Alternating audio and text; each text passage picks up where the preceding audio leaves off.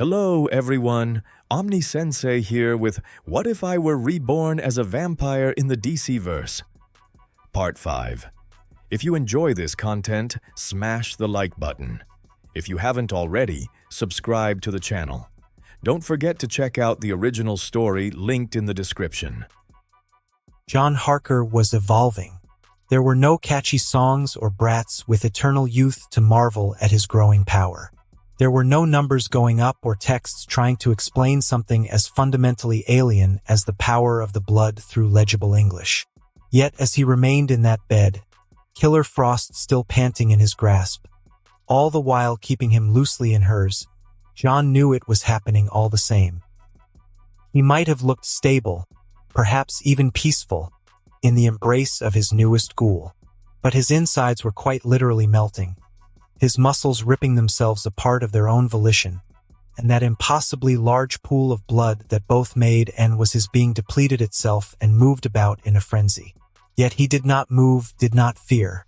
John felt naught but exultation. The boundaries of his powers were expanding. The vitae he had painstakingly accumulated was expended to change his body and spirit fundamentally. It was happening so fast, yet so slow, and so intoxicating. He could feel every drop of blood he pilfered, the knowledge and information and sheer power he had taken from his prey's vital essence finally being used to their fullest extent, guiding the rest of his vitae, the rest of him, in order to fully absorb those primal lessons. To learn, to incorporate, to adapt, to improve, to overcome past limits, and to become something more than a mere neonate. The blood remembers. A small river of vitae taken from countless kine was being used as fuel, burning away for John's ascension. The dark gift remembered the countless nights of running and prowling. It remembered the way he used the quickness of body and mind to avoid harm and subdue his foes. It knew the delectable taste of Copperhead's blood, which he indulged in without restraint. It learned the value of sheer speed and agility, all of which bore the fruit of greater celerity. It peered into the blood of the countless minds who used words and charisma to make a living, those who understood the value of eloquence and poise and sheer beauty, the power of being seen and admired, and the worth of perception. It looked at his liberal use and abusive presence, and it empowered it even further. The blood saw how he allowed his body to be battered and broken, either from hubris or sheer disregard for his own suffering. It remembered the feeling of a subsonic round tearing his chest apart and of assault rifles turning him into minced meat. Then it looked at its prize, at the vitae of Nano, of King Shark, and at the secrets of greater endurance and toughness, of the sheer brutal power mixed with night unbreakable skin. So it remade his own flesh and bones into that image, compromising where needed, preserving aesthetics, adapting what it could, and hardening skin and muscles and tendons. What fortitude he had enjoyed was now enhanced tenfold, joined by an ember of strength, of potence beyond his already considerable might. Finally, as much of his vitae was depleted, it took its time to observe and almost cajole the brightest ruby of his inner vaults, that cold treasure he only absorbed this very night. It consumed it, studied it, subsumed it, and finally started working toward the true devouring of the power within. Thermokinetic cryokinesis, the ability to generate dangerously low temperatures from her body, is now being refitted to suit the needs of his own undead biology. Within microseconds, the vampirism explored hundreds of configurations before it finally reached the correct one, the ideal compromise, the perfect solution. Something similar, yet different, the application and basic principles remained the same. It was the creation of extremely low temperatures and its projection across varying mediums. But when a creature of the night stumbles on such a power, the outcome shifts into an elegant variation. Thermal vampirism, the ability to absorb heat into himself. John's red eyes widened, and in that instant that seemed to stretch into 1,000 more, an unconscious use of his enhanced speed, he felt like he would gladly give the whole world to Killer Frost for her contribution. Even without testing it or being spoon-fed a convenient description from a video game screen, he understood much of the intricacies of his new power and the sheer magnitude of the implications. In practice, it functioned as nothing more than a pale imitation of Killer Frost's own cryokinesis, one that was less flexible and more restricted in terms of ice constructs and sheer output, and somehow still required a small use of his blood to function. Beyond that, using it carried the risk of one's body no longer producing body heat and requiring constant leaching from other sources to simply stay alive or avoid ending up looking like Mr. Freeze. But like hitting on a woman while you are alone on a luxury boat drifting into the ocean, such an ability has implications, ones that change everything. When one considers that he was already a living corpse, that he did not, in fact, function as a normal human being, a cold one minus the appearance of a disco ball, the disadvantages become minimal.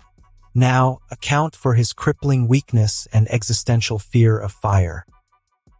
I could just absorb the heat and snuff it out before it could reach me, John thought, having to physically hold back an insane grin from appearing on his face, as he looked at Louise, who barely recovered from the ordeal. I could kiss her right now. Then he remembered that he had no shit to give. So he did allow an insane, fanged smile to form on his face, and he did kiss the murderous popsicle who was holding him. A single night was enough for him to obtain greater speed, defense, physical might, and an empowered presence, and to obtain some very cool powers, which somehow fixed one of his greatest weaknesses.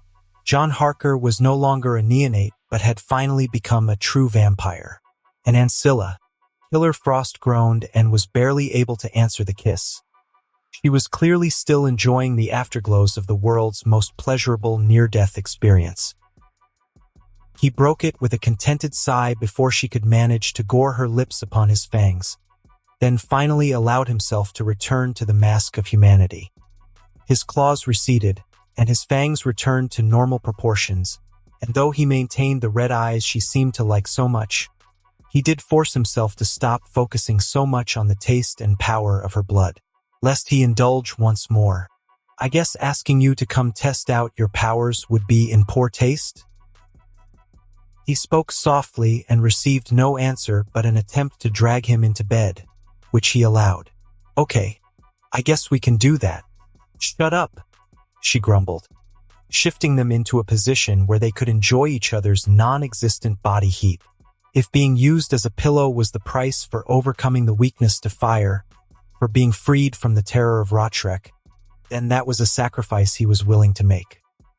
Though he did allow himself the luxury of running his fingers through that ice-blue hair, something that was the right move, judging by the way she relaxed further as his nails grazed her scalp. Again and again. Within minutes, Louise's eyes were shut close, her breath deepened, and her noticeably stronger grip on him relaxed ever so slightly. He allowed himself to stay like that for a while, just enjoying the moment, the feeling of her, of his own body, of the power he could feel coursing through his veins. John let himself dream of bigger, better things, of all the plans he could enact, of all the things that he could change. He let his ambition and hopes run wild as he caressed the hair of someone eligible for a death sentence in many states. Only when the sun was about to rise outside the windowless apartment did he raise his old pager, one of the rare pieces of technology he allowed himself to keep due to the sheer simplicity of the design.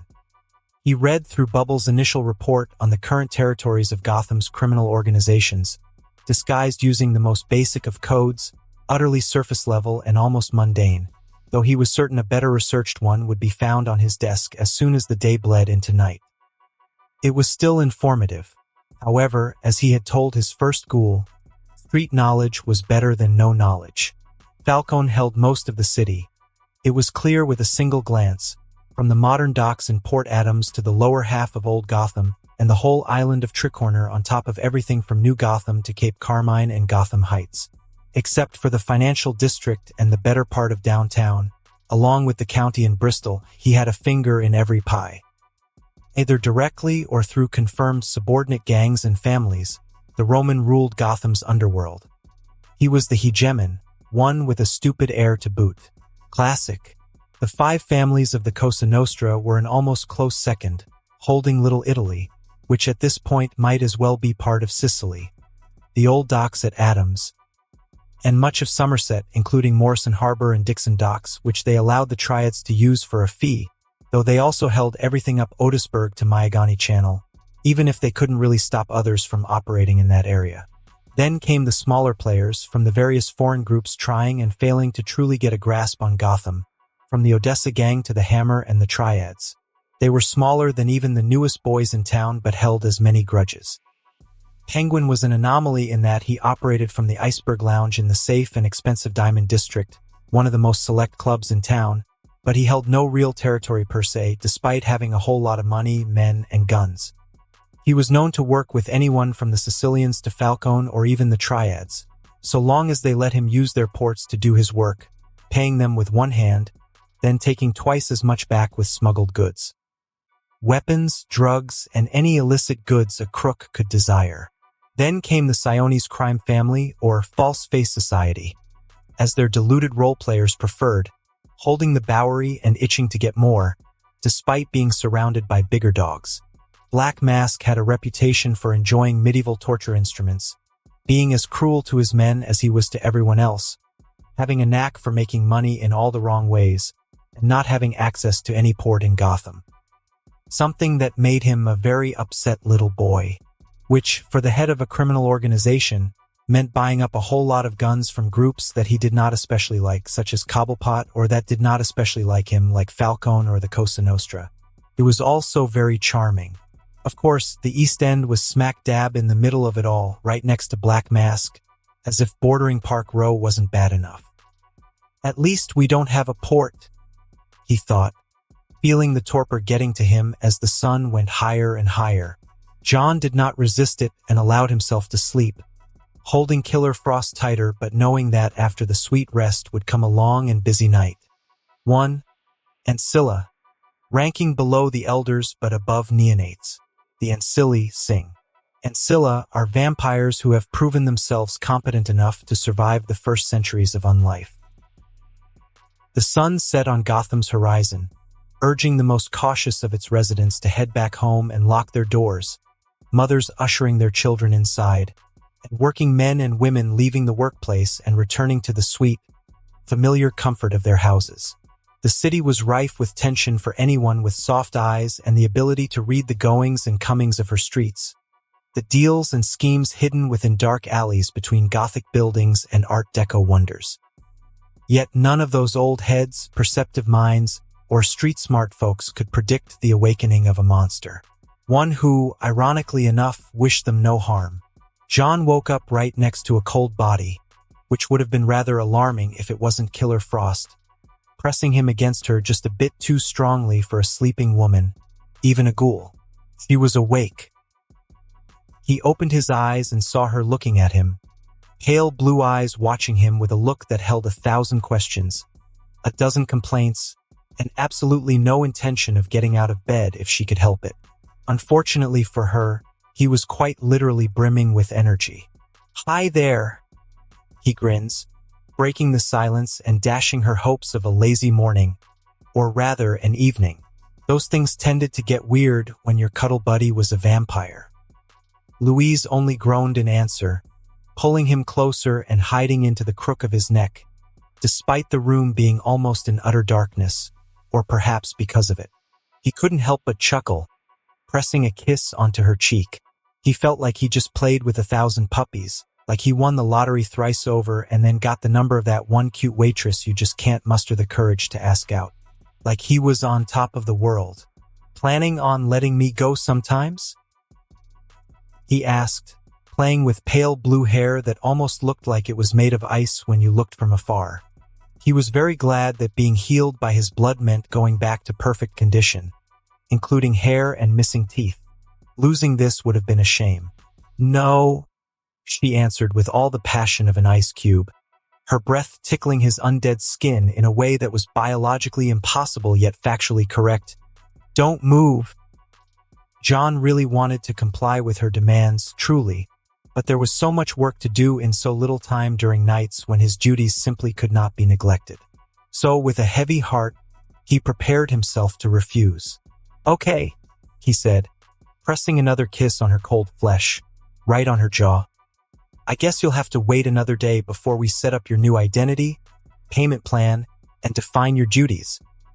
"A shame," delaying your signing bonus and ruining the possible Ice Queen image just for cuddles. There was no actual Ice Queen stereotype here. She made cold puns on the regular and drooled a bit while she slept. Not that he'd mentioned that second part. What she was, however, was a criminal and occasional mercenary who just heard the words payment and signing bonus along with new identity. For metahuman muscle, this was the equivalent of promising a big titty goth girlfriend to a gooner. Louise opened her arms right then and there. Not that a ghoul could ever compare with John's previous strength and restrain him, let alone the heights he reached now. Okay? She sighed and sat up, stretching a bit and making the white shirt slip down her shoulder. A sight that John's mind registered, cataloged, and stored without a word being spoken. But it better be good. He got up and went out of the room without a word, pausing slightly as he felt each action more swift and smooth than it ever was, feeling lighter and more balanced than ever before. It was strange yet thrilling to experience the improvement of his body's natural grace and agility as it went above and beyond its previous limits. Knowing this was but the tip of the iceberg. It makes the vampire I was in my earliest nights look like a drunk frat boy. He smiled even wider. Stepping into the kitchen, he once more started doing something utterly unnecessary yet very much enjoyable, cooking up a very late breakfast for himself and his guest. He felt her getting off the bed and following him, stepping barefoot until she reached the doorway, leaning against it. For a moment, he wondered if she was just going to watch him or actually help him do it. Both would be rather sweet. Then she opened her mouth. "What the hell happened last night exactly?" she asked with all the finesse of a polar bear in an ice cream parlor. "I thought we messed up. It felt like it, but I don't remember any of it. You were just kissing my neck, and then, boom." Very elegant, much gentler. With an inconsequential amount of blood spent, he saw the world slow to a crawl celerity, letting his mind operate at a speed that stretched 1 second into 100. He weighed the pros and cons of explaining vampirism outright while brewing coffee, then decided she would probably figure shit out on her own at some point. It wasn't like he would be actively hiding the truth from her. The longer it took her to figure it out, the more he could tease her about it down the line. That means he needed to evade the question. I could tease her about being too sensitive? Tell her there's no shame about being too quick, and that I like her anyway. Nah, she'll probably freeze the room and mess up the safe house. He wondered even as he watched her move in slow motion and picked up on something interesting. John smiled, and the world sped up once more. "Well, now that would be a whole story, but consider it sealing the deal we made, one you certainly profited from tremendously," he said calmly, looking away from and back to the kitchen space, pulling out a pan and preparing some pancake batter while he talked. "How are you feeling?" "The smell of your powers has changed." She wasn't about to let it go, but mentioning her powers did the trick. He watched her frown and open her lips to talk, only to fall silent and look at her own hands. Louise picked up a flower from the vase on the kitchen table, and in an instant, it froze over. "It feels different, easier but different," she said softly, much too low for someone to hear, then looked back at him. "You said I could get stronger, but I didn't expect it to be like this. It's like you're not simply projecting that cold, freezing energy from within but absorbing the heat outright." He continued with a raised brow and an easy smile before raising a palm and doing the same, generating mist and condensation. Louise looked at him, eyes wide and mouth open, and that sight alone was worth exposing that new card of his. Well, that, and the utter pointlessness of hiding powers that would come in handy from his own allies. Killer Frost seemed to go through a dozen different questions and expressions before settling into sheer and utter incomprehension. "What? How?" "Let's just say that you're not the only one who profited from our deal." He grinned before returning to the task at hand, making breakfast. "It's better if you just learn to accept that sort of thing. I heard it saves you a headache." Even with his back turned, he could still perceive her shock and disbelief, warring with the blood bond singing praises as it was proven right. For someone who carried a power that fundamentally thought John was all it needed, seeing him wield her own power was nothing short of utter validation. Until eventually, Louise reached the inevitable conclusion. "Your powers are bullshit," she said like it was an epiphany, a curse, and an admission of envy all at once. John smiled wider. "They really are." He nodded, stirring the batter, like he didn't just pull a Kakashi on her just by giving her a hickey. "Though my own thermal absorption is obviously a lot weaker than yours, I already know I won't have the same flexibility when it comes to constructs. My range and sheer power will be a downgrade." He was still absurdly happy with it, obviously. Still, it worked well at soothing what few bruises Killer Frost's ego suffered. More than most people, metahumans felt special, and they were.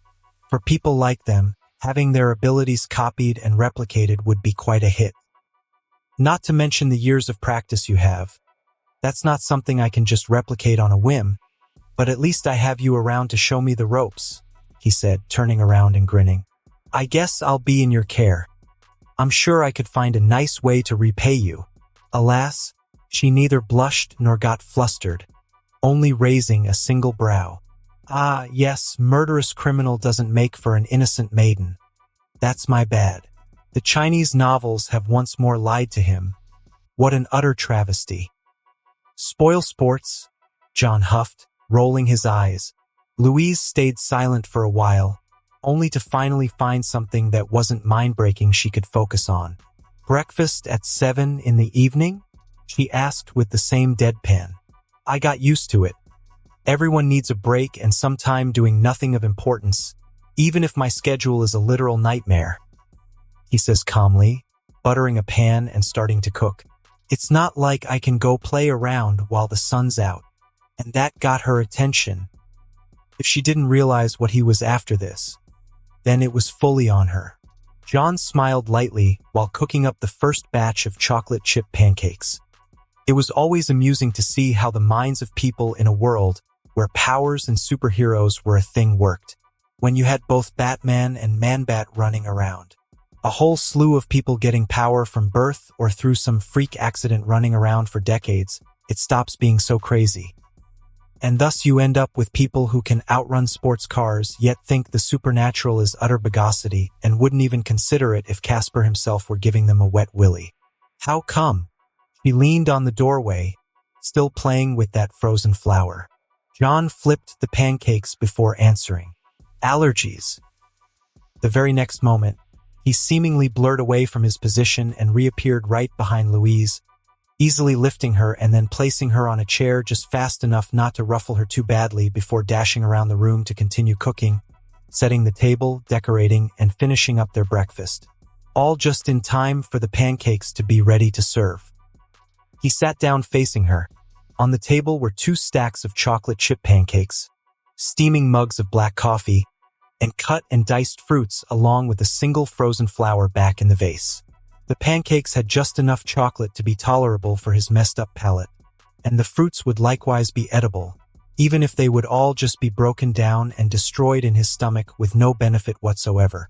A quick blush of life, and he was ready to enjoy some humanity. "Dig in," he said, wiping his hands on a towel before taking a sip of his own mug of socially acceptable drugs. Surprisingly enough, that's what ends up making her blush. Not the flirting or the teasing or the touches and skinship and constant reminders that he has, and will turn her into a puddle just with an unreasonably pleasant and tiring hickey. But this is the sheer domesticity of the thing. Even he didn't have the heart to tease her about it. He cut some pancakes, added perhaps a little bit too much syrup in his opinion, then took a bite.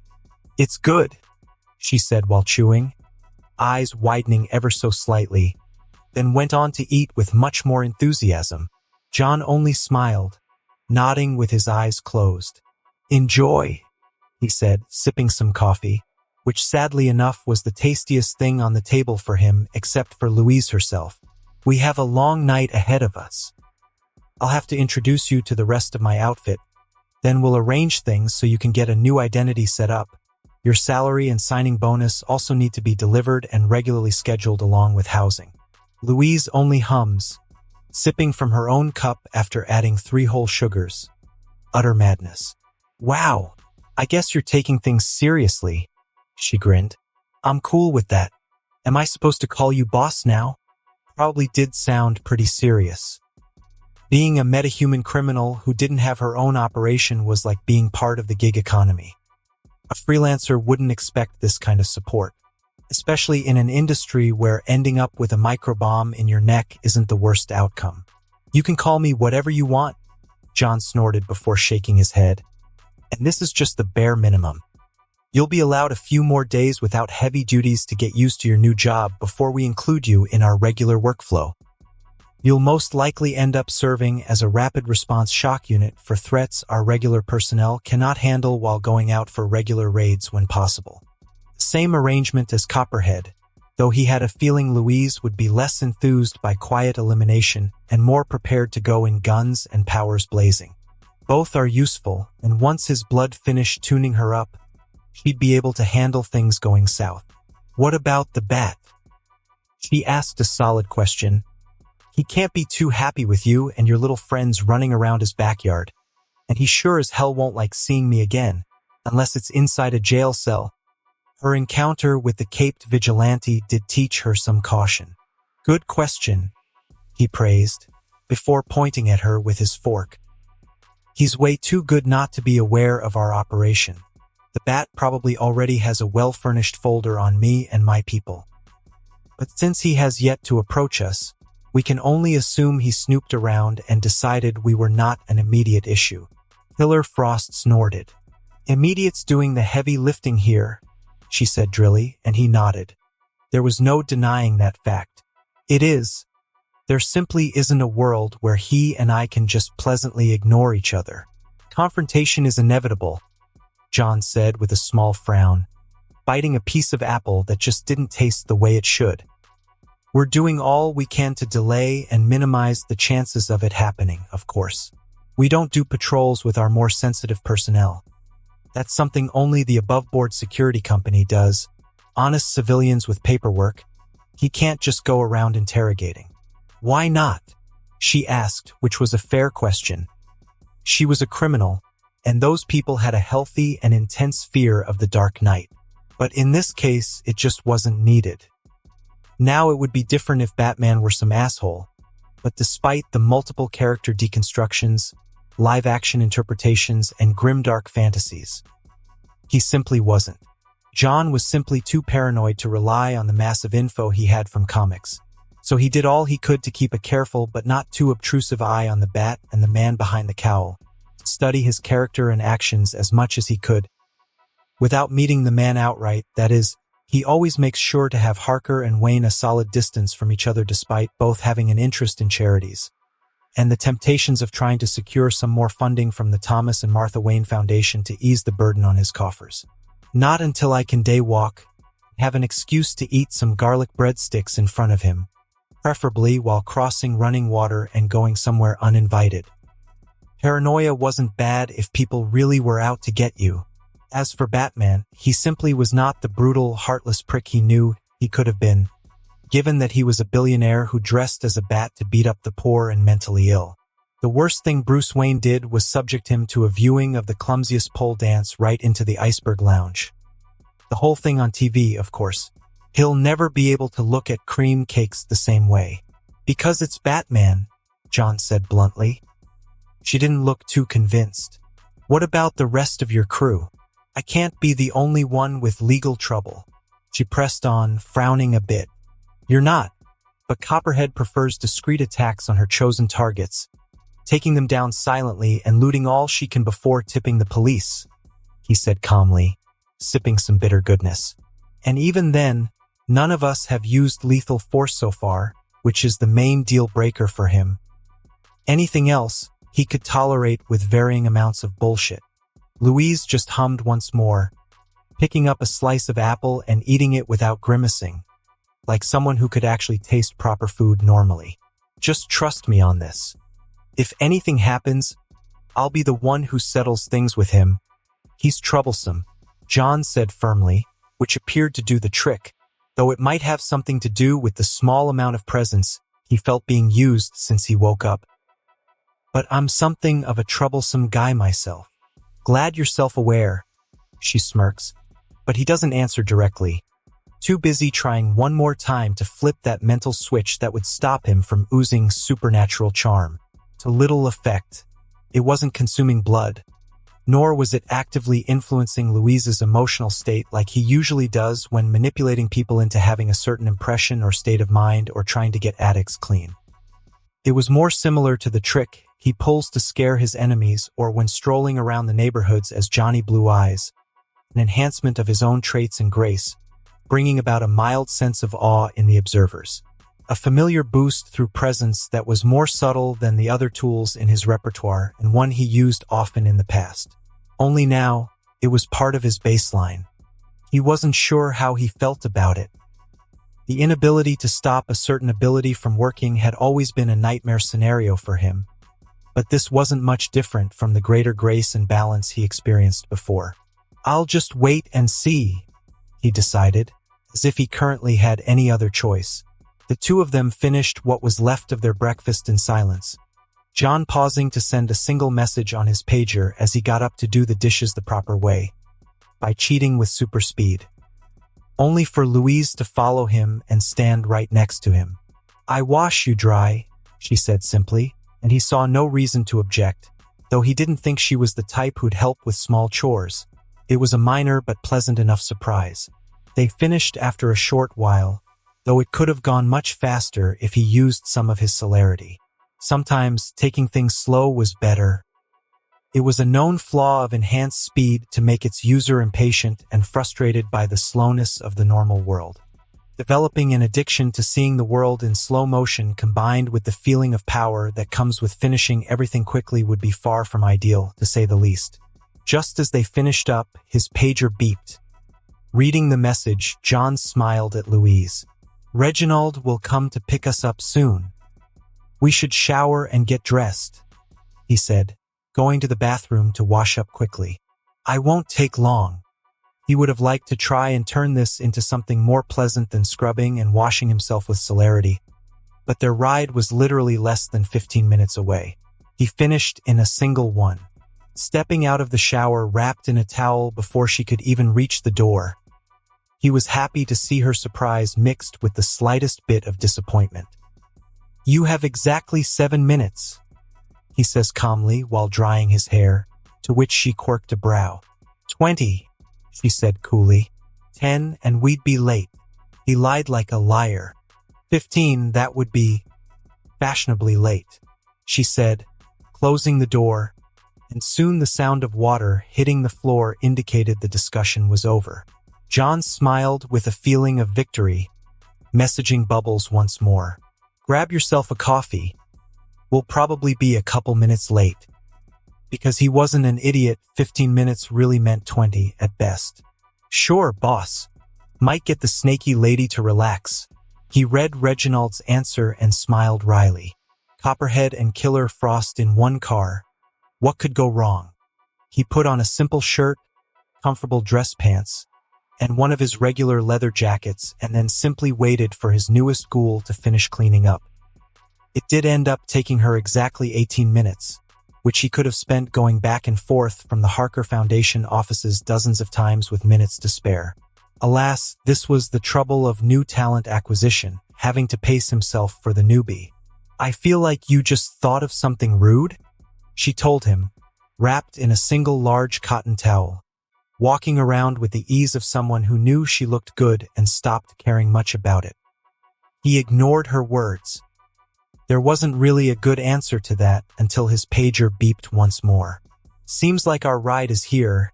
You should get dressed, he said instead, smoothing over his shirt. As much as I like seeing you like this, we have work to do.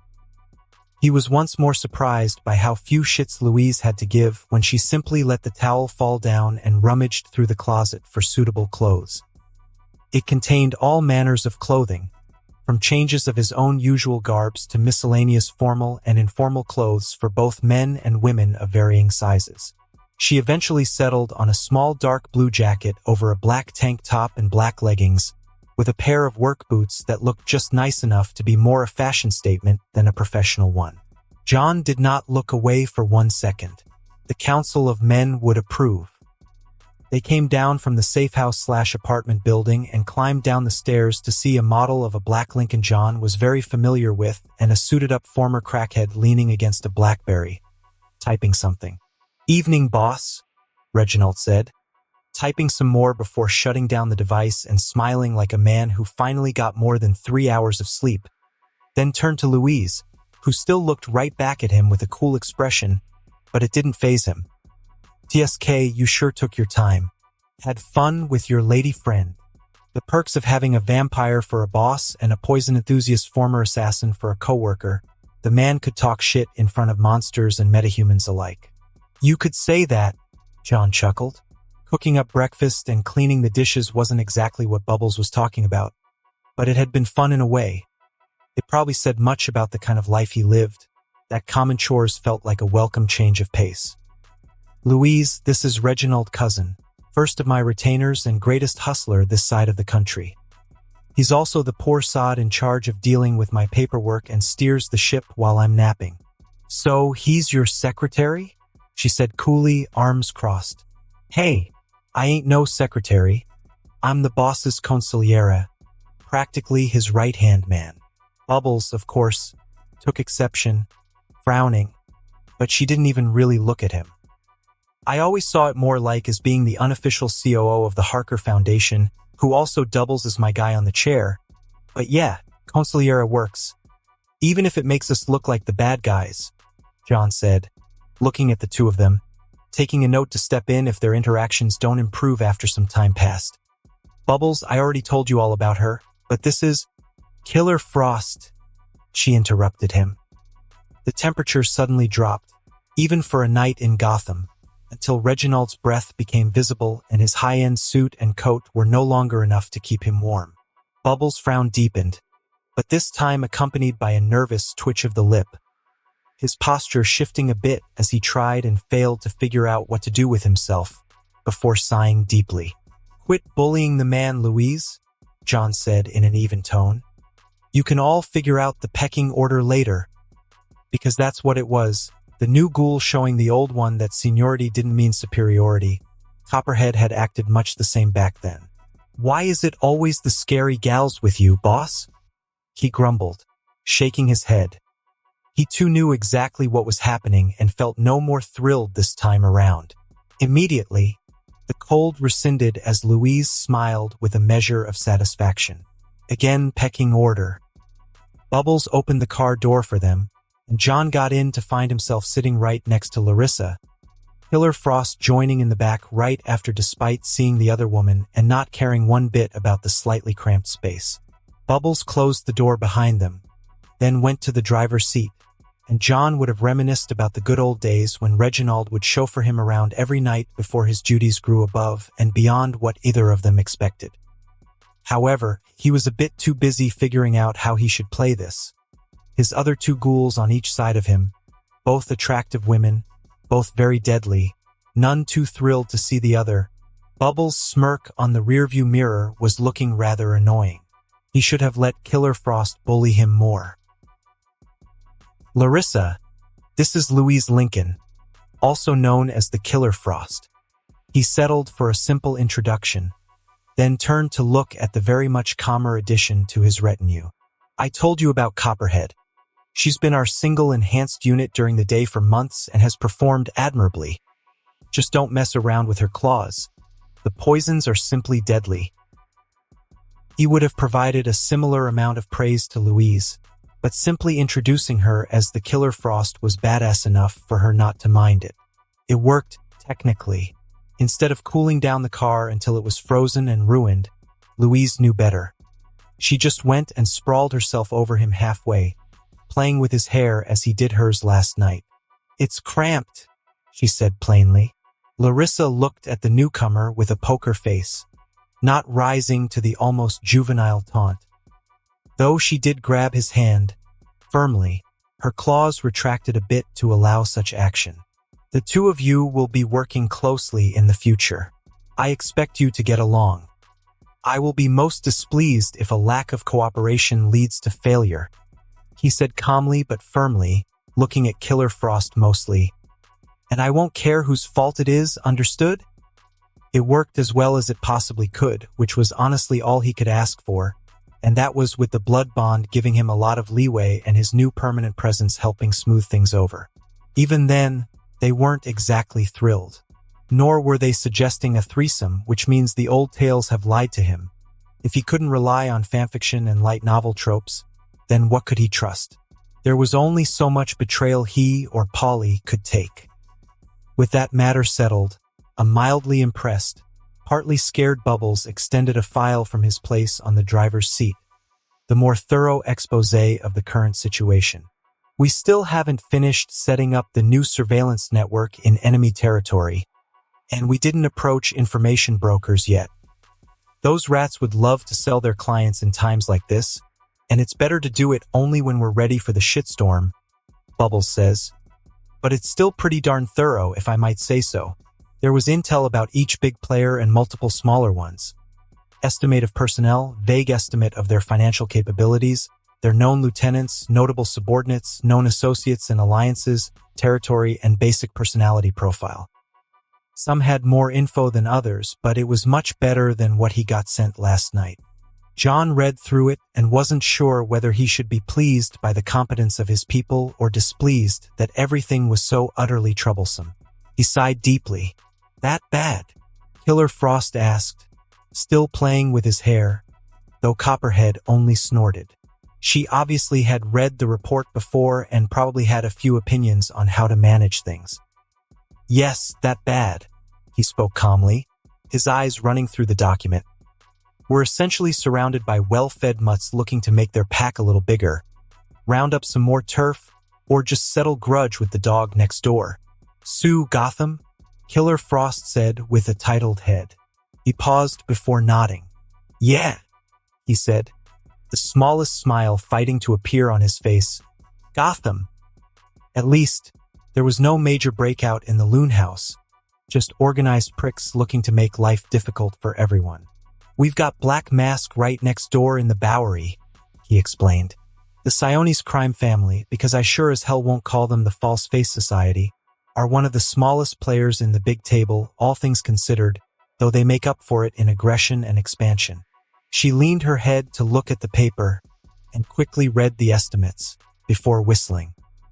That's the smallest guy? It says he's making $20 million a year, and that's on the lower end. Louise was wide-eyed. This was more than a normal bank would have in the vault, many times over. Yeah, but he also has between 300 and 500 men on the streets, anywhere between 50 to 100 skilled criminals running operations, a solid 80 legal security in his casino hotel, and at least 15 men in his inner circle. John said, shaking his head, trying to ease her worries but achieving the opposite. So it's not as bad as you think. She looked at him like he was an idiot or taking her for an idiot, which was essentially the same. That's even worse, she said coldly, making Larissa laugh and shaking her head. What, you've got anything to say? Copperhead turned her head, looking at her with those unsettling reptilian eyes, before snorting and looking back to the window. The dismissal was stronger than any word she could have spoken. 500 on the streets means having 500 soldiers, Louise? John chimed in before things could get worse, lifting her attention with a single finger on her chin, forcing her to look at him. 500 units who barely produce any income, yet have to be paid, armed and controlled by actually productive assets. It was starting to dawn on her why bigger wasn't better in this case. He could see it in her eyes. That means hundreds of stupid-ass goons he has to pay every week and a bunch of less stupid people he has to pay even more to keep them out of trouble, all the while opening his wallet each time they do mess shit up for him. Reginald added his 2 cents while driving. They're bleeding him dry, girl, and his inner circle ain't there for his sweet smile. They're taking even bigger cuts. And he has to pay them all if he wants them to stay loyal, John continued without missing a beat. Unlike others, he can't rely on bullshit oaths and family ties. I guess that's why he's also working with independent crews and has ties with the Armenian and Romanian mobs, huh? I see, She nodded, calmer. And the others don't have the same issue. They don't. John flipped the page and winced when he saw the part on the 5 families of the Cosa Nostra. The Panessa alone had more than 2 black masks and none of the issues. Their worth is in the billions, collectively, and their made men alone are in the hundreds, each of them managing their own crews and operations. The perks of running a literal, unapologetic Ponzi, which made Falcone's empire rivaling and even at times surpassing their collective might and resources all the more impressive. Then there's the triads and Russian mobs running their own crews and operations with outside support, of course, he added after a while, rubbing the bridge of his nose and passing the folder to a much more serious Killer Frost, who was no longer sprawling on him. Anything else? The full question was, anything else trying to F me? But John didn't say it because he had manners and shit. Well, there's Batman who might try to F you, Bubbles said without missing a beat. We barely have anything on him that isn't rumors. Plenty of folks selling intel about his usual patrol routes, but he changes those too often for people to take it easy. Yeah, that sounded about right. Then, of course, there are the times when his patrols are interrupted by whatever nonsense pops up in Gotham by night, which puts every single plan in disarray. Reginald continued while driving, smiling like someone who knew his duties and knew figuring this shit out wasn't his job. Everyone else will also be working round him. So that's another problem for you to think about, boss. Amazing, John said drily and found no sympathy. Safe, perhaps, for Killer Frost, who decided it was time to cut through all the crap. All right, you've all got a shit ton of numbers. She closed the folder with mild disgust, and for a moment John worried about her freezing it solid for effect. Who's most likely to try and mess you up? Everyone, Bubbles says without hesitation. The Russians and the Triads are unlikely to instigate anything right now. They would at best end up being used as tools by entrenched forces or remain bystanders and possible profiteers, John said, shaking his head. Same with Penguin, but multiply by 100. The man would be more than happy to continue selling shovels. That leaves the Italians, Falcone and Black Mask, Copperhead said. Technically, Falcone is Italian too. Bubbles chimed on, only to shudder the moment she turned around to look at him. I'll just focus on driving. Yeah, driving's good. John looked at the man before ignoring this whole thing and focusing on what's more important.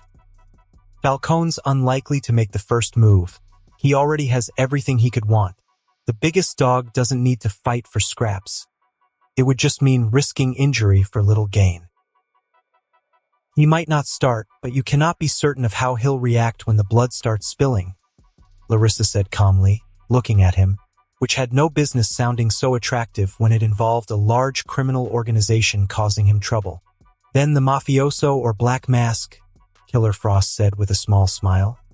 We could always pay them all a visit tonight and show them nothing good would come from messing with us. John smiled. Louise was already thinking in terms of us versus them. But it still wasn't a very good idea. We could plan strikes on their territories, and the 3 of us can certainly deal with anyone they can muster on short notice without any trouble, John said with an even tone, watching her smile wider. But it would mean attacking known safe houses, multiple at a time, and interrogating their rank and file to find their higher-ups. Each level separate and isolated. Whatever protects them from the police would protect them from us too. And her smile faded as quickly as it came. Still, John didn't stop explaining. It would be time-consuming, and it would get very loud very quickly no matter how discreet we try to be, he said, considering that scenario and coming up with a single outcome that did not insult his opponent's intellect. By the time we reach anyone of true consequence, everyone of value would go into hiding, the safe houses and locations reshuffled, and information kept even tighter. Killer Frost had a lot of experience taking jobs from criminal organizations, serving as metahuman muscle, and even sometimes planning her own gigs to make some good money. But she never was part of the underworld proper, being more akin to a mercenary, a contracted henchwoman, among other things. That's probably why her escape car ended up ditching her when she robbed that bank. leading to her arrest and introduction into Task Force X and Waller's Sweet Mercies. So, we can just keep hunting them down, one by one, she said calmly, crossing her arms. Copperhead snorted. Do you expect them to just wait for you to cool them down? She asked mockingly, shaking her head. It's better to take the enemy down before they realize they are hunted. Otherwise, they'll prepare or get desperate. Killer Frost wasn't about to take her tone kindly, so John simply prevented the answer. As I said, they would go into hiding, keep all information at a minimum, only communicate via secure lines, then either wait us out or throw their money around until someone actually troublesome shows up, John says calmly. Wouldn't be too hard. Herd Croc got out of the madhouse during the chaos, and that guy is surprisingly cheap for what he brings to the table, especially if he keeps mutating. It was a running gag in Gotham that Killer Croc got more monstrous every time he escaped Arkham. He started off as a beefy dude with scales, but now ends up nearly as big as a juiced-up Bane and with a much more gruesome diet. There were currently bets about whether or not he'd grow a tail. We can take him, Louise frowned. True, but only if he strikes us, and not my regular men. He continued patiently. And it would get more complicated if he had standard bangers with him, especially competent ones. A dozen well-trained ex-military guys with proper equipment? Solid mercenaries? They could be troublesome, and I'm only around for the night shifts. I can't rely on me to put out every fire. Allergies. Killer Frost said it again, making Bubbles snigger. Allergies? John smiled, before speaking seriously. And if you do too good a job, it would simply lead to further escalation. Maybe they'll bring out Firefly and try and torch Brideshead while you two are fighting Croc? Those scales are tough, and we don't know how poison would affect him. He's probably the worst matchup for Copperhead. Throw enough money at Mr. Freeze, and they'll essentially counter your powers. Proper soldiers on top, and you're toast. And that was just if they only hired locally. Then you want to sit down and do nothing? She challenged, and he could feel Larissa bristle. Of course not, we do things the smart way, the way that doesn't end up with one of us dead or enslaved by Waller, John countered, soothing the jab with a simple stroke of her cheek. We size them up, let the gangs maul each other and have their little schlong measuring contests, and whenever somebody starts poking into our territory, then we come down on them so hard it's simply not worth it. Ha! Louise seemed a bit surprised but not too displeased, despite the dig at her stint with Waller. It'll be a bloodbath. That's Batman's problem, John says in an even tone. He can go around beating the shit out of the gangbangers to keep them from killing each other. I don't care so long as they don't do it in my backyard. That's cold, Killer Frost says, and John could feel Bubbles' eyes widening after hearing her make a pun, which only made her humor funnier. John was aware that some civilians would be caught in this mess, but he simply didn't have the time to babysit each and every person in the city. This was Gotham, after all. Him working to keep his own domain safe and prosperous was already above and beyond the standards. Reginald parked the car at its usual place behind the Harker Foundation building, and John readied himself for another long night of planning, reports, paperwork, and endless grind. At least, getting Killer Frost settled would make things a bit more interesting. He might even get to test his new powers in between a couple visits by the rehab centers. Truly, if people knew, they would demand that only vampires be allowed to enter politics. Long-term thinking is literally the only thing they could do, and short-term gains would simply be a very fancy way of committing suicide or becoming the enemy of mankind. So the same thing, really. Until a single stray thought passed through John's inhuman mind. Wait, I also have to worry about global warming? When things fall apart, it happens slowly, and then all at once. It was a rule of life and unlife both. One John heard again and again as a human child and careless teenager before being forced to truly understand it when reality decided it was time to start really punching him in the face. Now he knew. The crumbling and erosion were gradual, steady, and sometimes barely noticeable, until they weren't, and it all comes crashing down. It worked for one's academic dedication or lack thereof, the job markets that no longer were, the economy that suddenly became a concern instead of the newest game release, the eldritch entities hijacking his life into a one-way trip to a brand new Earth with a side dish of vampirism to spice things up, or the slowly rising tensions until an inevitable gang war broke out. Sadly, it also meant that he would have to wait a fair bit before the chaos starts raging, and he inevitably starts missing the quiet times, which means that the slow, mundane things had to be taken care of, which means the systems he's built needed to be maintained. And that meant that after a few hours of indulgence and almost whimsical fun enjoying his newest ghoul and trying to keep his little coterie from tearing itself apart, he needed to remember that the machine demanded sacrifice. It hungered for his time and patience. The first 3 hours after reaching the Harker Foundation's building were always the worst, bidding everyone but Reginald goodbye as they went away to resume their infinitely more exciting duties or learn about what those were in Louise's case. For him, nothing that glamorous. Only fat men in suits and stern ladies quoting their spreadsheets at the start of every sentence as if boring him was a whole competition. Oh, wait, it was indeed a competition.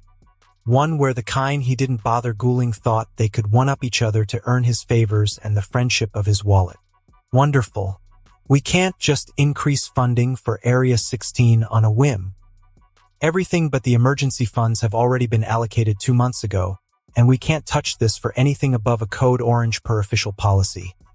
A man with 40 pounds too many and a mustache reminiscent of a walrus said with a frown on some exceptionally bushy brows. It'll simply have to wait another month, and then we can discuss an adjustment on the next quarterly meeting. I don't see why it should be discussed now. Because we can't go another month without increasing the budget. We've already reached the limit on the zero-interest loans. But we've got 9 more applications that fulfill each and every one of our current requirements. Rejecting them would lower confidence. A wiry woman with bleached blonde hair and purple eyes that were very obviously contacts argued back. Well, you should have foreseen it last quarter. The walrus shook his head. As far as I see it, you should just ask for a loan from another department.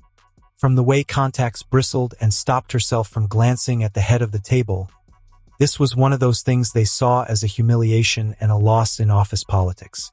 For a simple 13% increase in a single area's budget, that's less than 80,000. She argued back, and the vampire lost what little interest he had. He couldn't believe this truly just cost him 30 whole seconds. Regulation exists for a reason, the walrus said in a move that made him feel quite good about himself, judging by his heart rate, and was seen as a win by the rest of the table. Policy dictates that when an area's financial manager exceeds budget for anything below a code orange, they are to request a loan from an available department running a surplus. The man looked at him, as if seeking approval and a pat on the back. So John humored him with a short nod that made the older gentleman puff his chest. Cutting the discussion before a minute passed meant he earned that win and bragging rights in front of the water fountain. If we're done with that, we should take a look at Report A34, about the increases in risk bonuses for employees in the periphery and outside the managed territory. A balding youth who was doing a good job hiding it intervened while the walrus was patting himself on the back, and from the glances he shared with contacts, those two might be more than friends. It appears that, for 3 hours, numbers were discussed. Supply lines, staffing, shelter capacity, food distribution. The slow, ugly logistics of keeping over 50,000 people from collapsing into chaos, and another 40,000 from doing the same while pretending they weren't already halfway there. Bubbles usually handles most of the bureaucratic nightmares, a fact that made his gotham and recruitment worth it. He streamlined it, took care of the worst of it, but most wasn't all, and there would always be things that required his personal attention because that's how he built the system. And now it was likely too late for him to change things without inviting further instability into a place that was already rife with it. He could technically cut his losses, abandon everything, and start an alternative lifestyle as yet another murder hobo vampire min-maxing his way into either quick growth or final death, swimming in rivers of blood and gratuitous violence. It was almost tempting. Not going to happen. He snorted as the suits once more used their fancy degrees, and considerable experience to debate whether or not they should switch diaper suppliers. John was many things: a shameless, cheating piece of shit scumbag, a murderer who hid it very well, cannibal, depending on whether you counted him as human, someone with enough issues to give Bruce a run for his money. But he was no quitter, for better or worse. So he stayed, sat his arse down on a chair that cost more than his old crack house apartment, and listened. He asked questions, short and precise ones that forced them to think before they answered, and took long looks at reports he could have parsed in seconds but didn't. Because the people who made them were looking at him, and people weren't paper. They needed to feel heard, to see they were part of something real and true, that John Harker was a real person who chose to stand by them, who chose them, because he needed them. Because the walrus had a master's in economics on top of 20 years as a lawyer and hospital records showing all 7 times crooks tried to make him bend, and he chose the broken jaw instead. Because contacts had given up on a fancy position in Central City to live in what is still on paper Gotham's most impoverished neighborhood, and did that because some kid with new money and bright blue eyes made her believe in it. Because vampire or not, he only had 12 hours every night, and if he tried to do right by his people, 100 would still not be enough. So he nodded at the right times, paused just long enough, and offered them a rare smile when it was earned, which was more often than his restless bloodthirst would like to admit. And it worked. It always did. Then Reginald's beeper rang 3 times, and with a single quick goodbye, the suits left like a neat and ordered line of ants, each one of them either leaving to get some sleep or working even longer hours at a time when nobody should. But John had little sympathy, because for him, the end of the grinding meetings meant something that might just be worse. Paperwork. He tried to rush it, used that celerity to blitz through it once. The pen tore through paper, ink covered his hand, and there was smoke coming from what remained of the paper. Now he simply read faster than any human could, but that only helped so much when the sheer magnitude of work ahead of him entered the equation. Stacks of it were on his desk, some needing hardly anything more than a signature, others requiring more thought, but all of it seemed to multiply each time he looked away. It had to be sorcery. One more reason never to meet John Constantine, the John who didn't smash a shark thought as Bubbles stepped yet again with another stack of papers. "Wait a minute, Bubs," he called out just as the man dropped his load on the mahogany desk with a loud thud. "Yes, F you," John said in his most serious voice, poison dripping with each word. "I know," Reginald nodded. "I should fire you," he continued, signing yet another paper for some creative accounting. "That would be well within your rights, boss," Reginald spoke calmly, splitting the pile into 3. "But I won't." "You don't deserve that," John said, shaking his head, looking at what appeared to be the results of that week's money laundering, because even a vampire wouldn't mess with the IRS. "That's kind of you, sir," Reginald said without a hint of pleasure or relief. "If I fired you, then you would no longer have to do your own paperwork," John continued in the very same tone. "I can't have that. You'll be working for me in perpetuity through the universe until I can figure out how to kill bureaucracy." "Harsh, but fair." The ghoul nodded grimly, lips shaking through his poker face. "We still got 4 piles to deal with, you know?" John paused, pen in hand. Damn. He closed his eyes. Bubbles stayed silent for one merciful moment, the professional and the dope fiend fighting each other within his chest. A vicious battle between nature and nurture. "With all due respects, I think I will be calling HR, sir," Reginald said, his voice full of condemnation. "I know I am an exceptional specimen, but this conduct is unbecoming of our respectable institution and the rules you've established." John snorted, but before he could open his mouth and strike back, Bubbles beat him to it. "Also, for the record, that's gay." And on it went until the great enemy was defeated, and he could leave the fancy office and expansive building, not as the vampire, nor as the vigilante, and certainly not as the leader, but as the easiest face he had to wear, The first one he adopted back when Brideshead was drowned in shit was Johnny Blue Eyes with his easy smile and utter lack of responsibility. The one who could take a walk in the neighborhood, a nice walk, not the murderous kind. The one who was seen made sure he was seen, touched, and joked with, all around the revitalized streets, where he recognized the faces and was recognized in turn by the people he carefully cultivated into a viable workforce, units of growth and production that would secure the years, decades, and perhaps centuries to come. Brick by brick. Then onto the street he had yet to devour into his domain. The one he kept free of major crimes. The underworld staying clear lest they be faced with Alucard. Or worse, Copperhead, when she was in a bad mood. Or in a particularly good mood. He took a walk around the East End beyond his immediate domain and was made to remember everything he built, everything they built in a year. Through rehab centers that smelled of antiseptic and fresh paint, because not a month before, you could have found crackheads lurking about in what once was a drug den. Through non-profit clinics stretched thin by too many patients and not enough hands. Some were his own. The rest were all too happy to accept the Harker Foundation's money.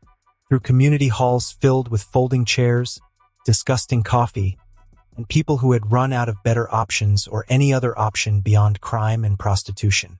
He never stayed too long. That was important. Long enough to be remembered. Not long enough to become routine. Presence, not saturation.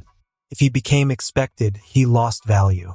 If he disappeared entirely, he lost trust. So he walked the line between the two with careful precision and a whole lot of supernatural charisma, with the occasional emotional manipulation, though that was for their own good. He greeted people by name. Not all of them.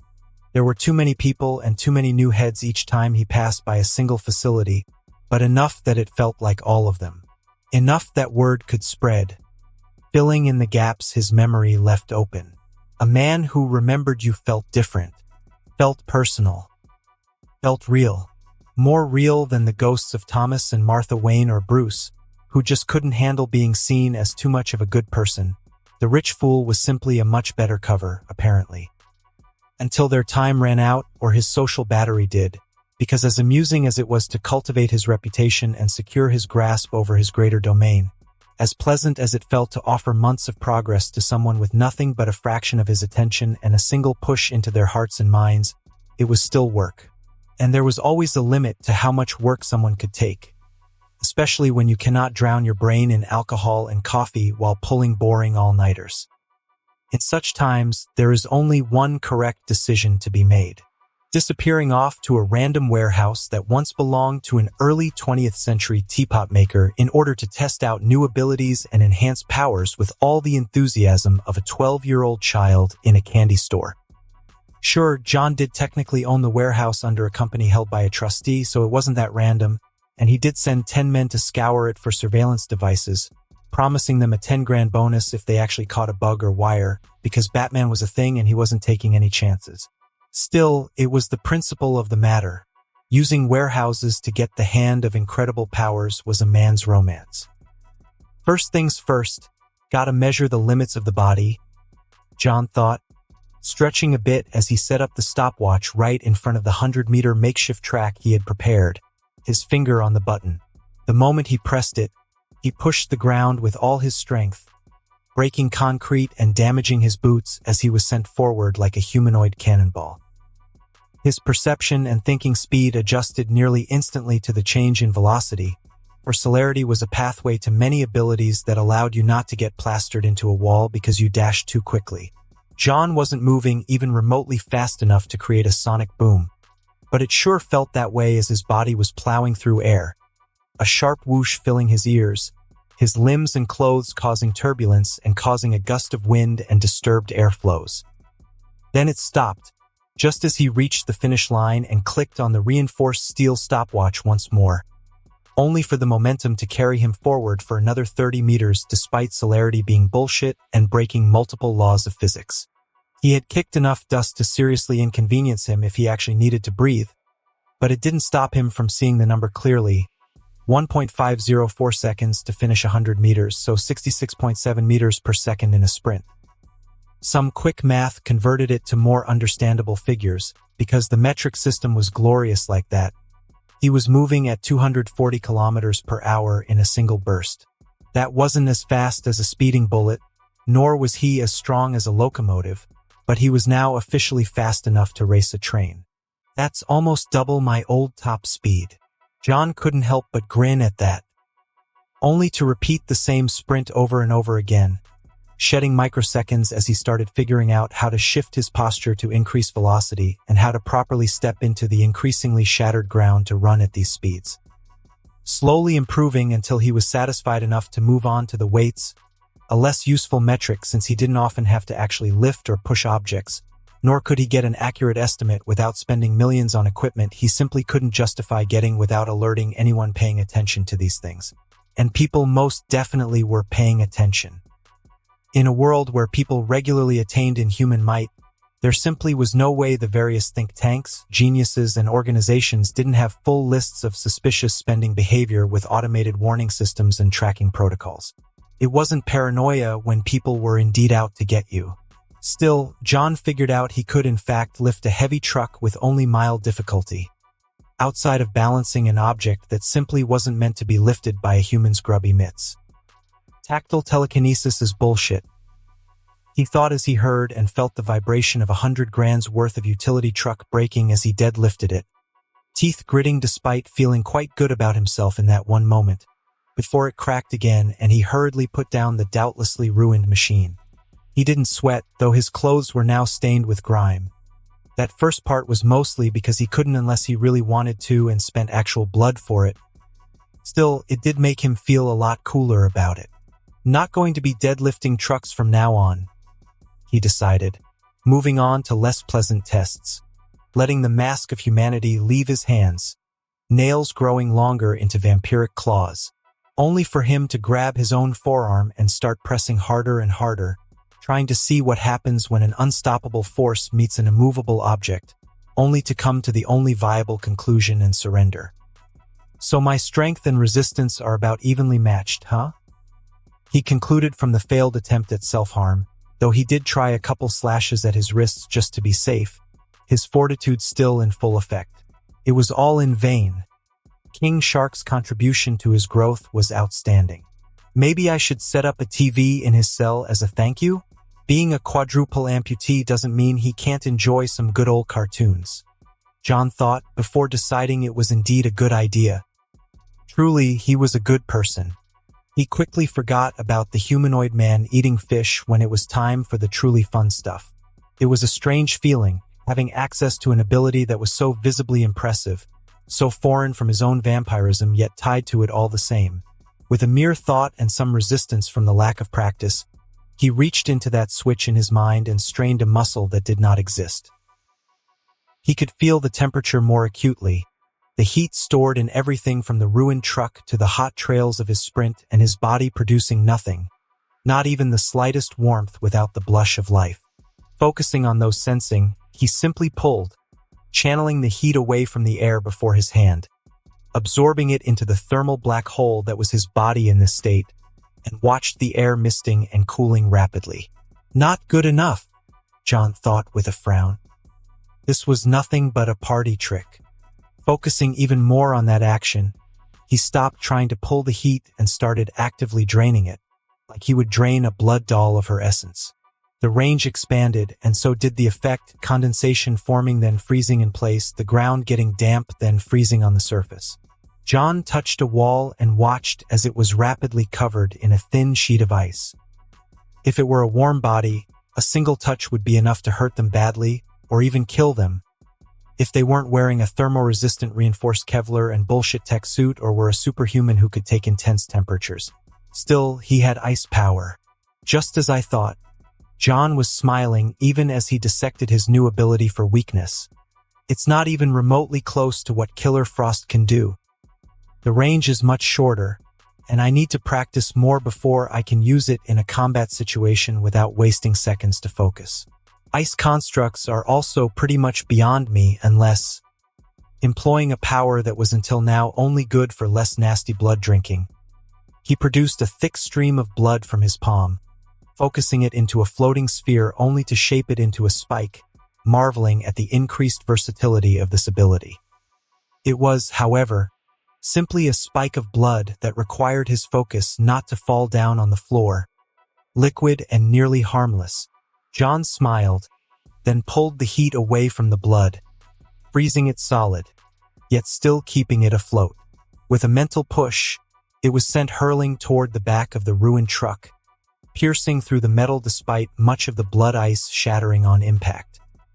The blood quickly melted, then started flowing back toward him, seeping through his damaged shoes and pants before entering his body again. Not a single piece of dust staining it, not a single drop of blood left anywhere. John's smile widened. This has potential. This won't ever stop being freaky. John looked at the long crimson tendrils of blood coming out of his hand, the flesh opening harmlessly to allow the full expression of his improved blood manipulation. He played with the length, speed, and strength of the tendrils, trying to lessen the mental load required to control what essentially amounted to brand new limbs that actually needed his focus to keep existing, on top of moving them with all the dexterity of a drunk toddler. Then he heard yet another distant moan that came out of a very curious person's mouth as they inserted a very sensitive and valuable cylinder within a tube of M&Ms filled with butter, and he lost control of the blood, making it splatter onto the grimy floor with a splash. Now looked like a crime scene. Sometimes I really hate having enhanced senses. John fought against the urge to enact brutal atrocities on the body and mind of the man who performed the experiment, even as he manipulated the spilt blood back onto his body, careful to separate the dirt from the vitae before taking it back. Not good enough to hear the whole city, not broken enough to deal with sound pollution, just good enough to hear weirdos do creepy shit. The fact that he was a man currently absorbing blood that came out of already healed, self-sustained wounds on his hands did not register as creepy to him. Not at that moment, at least. A quick look at his watch showed him that he only had about 4 hours of moonlight before it was time to prepare for torpor, and he became keenly aware that he finished every task for the night. Well, there was still some paperwork left, because there always was. Could he really just enjoy the rest of the time despite the lurking abomination waiting for him on his desk? Perpetually expanding, ever grueling, an unfathomable force that longed for the time and sanity of all leaders of men who had the misfortune to give a damn? Was he that irresponsible? Deep down, John knew the answer. Yes, he was. That sounds like tomorrow's problem, John concluded after thinking, patting his clothes clean of the little dust remained after his sprints. And tomorrow's problems are for tomorrow's me. With the executive decision to prioritize the upper management's morale over the current workload, John acted as any decisive man of power should and promptly pissed off to do something more bearable than ponder bureaucracy while listening to a guy trying desperately to remove the cylinder from the M&Ms tube. He hit the ground running, moving with a speed and grace that made all his past experiences of celerity feel like a pathetic imitation of the real thing, despite not attempting to use his maximum speed even after exiting the warehouse. In some ways, he was actually moving slower, but so much more smoothly. Slow is smooth, smooth is fast. He could feel the air hitting his face and making his hair fly wildly, the turbulence and shifts in pressure with every twitch of his muscles. Each step acting more like a jump, crossing streets and entire neighborhoods as nothing but a sudden gale concealed within the darkness of night and the shadows of Gotham City. The only real struggle was not absolutely shattering the ground, but that ended in failure, as he couldn't help but take a leap into the skyline, convincing himself and the world for a single glorious moment that this vampire could fly. Then gravity remembered that it existed, and John remembered that causing potholes wasn't very nice. He landed onto the rooftop of a residential building, higher and free from the worst of the concrete and metal echo chamber that bent and stopped the sound waves and smells, restraining most of his enhanced senses.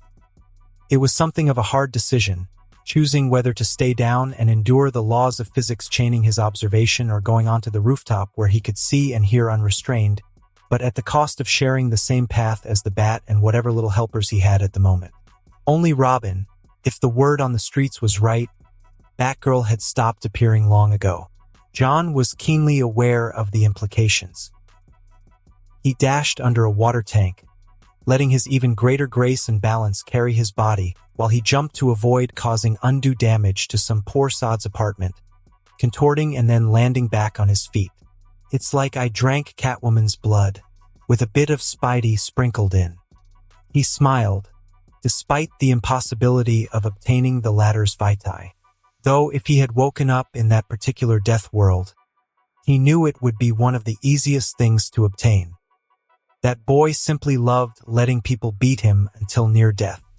John couldn't claim to know what mountains of grief, oceans of blame, and rivers of shame did to someone, but he was willing to bet that he would have a much better reaction, one that was less self-destructive at the very least. Well, less self-destructive, but more destructive in general. The best way to deal with your problems is to make them someone else's problems. John nodded, satisfied by his own reasonable mind and not at all problematic worldview, then promptly allowed the thought to fade away from his mind. It was better to focus on the moment. The cold biting winds and sheer captivating charm of a city built in layers, the old stone cultures and Gothic arts, and the industrial brutalism of the decades that followed, built under and around the Art Deco offices and buildings, are themselves getting slowly fizzled out by the modern architecture of today. All of that surrounded by trash, human waste, and graffiti. Eventually, much too soon perhaps, he left Park Row and Grand Avenue, stepping out of the East End and Somerset Isle altogether, and then crossed Morrison Bay into Burnley. It was much nicer than the Central Island, which might explain why the Penguin decided to set up his iceberg lounge there. It also was as safe as Gotham could get without owning your own private security, given the presence of the newest GCPD building where Jimbo Gordon tried to bring justice and stability to the city. Keyword being tried. In any case, Gotham Height looked better than even his beloved Brideshead. It looked less like a district-sized dark alley in December with strange men passing by and more like an almost normal place in New York. More apartment buildings in a good state, a lot fewer vacant houses and cracked ends, and more businesses, both big and small. John passed by above fast food chains and gas stations that only got robbed once a month instead of every other week. A major achievement, he noted without a hint of sarcasm. Brideshead had a literal monstrous urban legend, 2 confirmed vigilantes who were not much nicer than the Bat in his first angry years, and actual structures and groups dedicated to keeping the peace, and they still got more robberies and muggings. It would change. In time, John would make sure of it. By that point, the streets were too well lit and much too lively, even so disgustingly late at night for him to even consider coming down.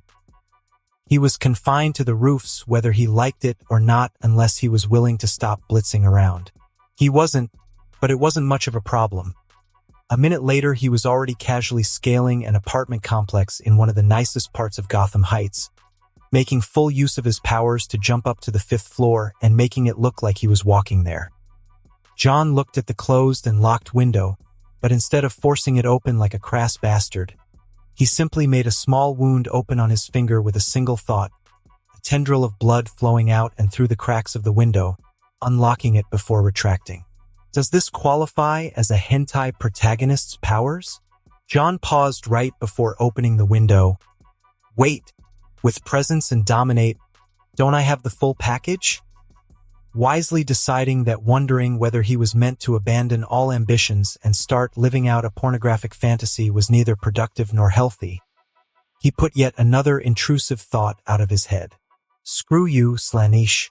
He steeled his resolve, opened the window and slid into the apartment. Though you're probably into that. He called it an apartment, but it was more a loft than anything, much too big for a single person and an occasional vampiric uninvited guest.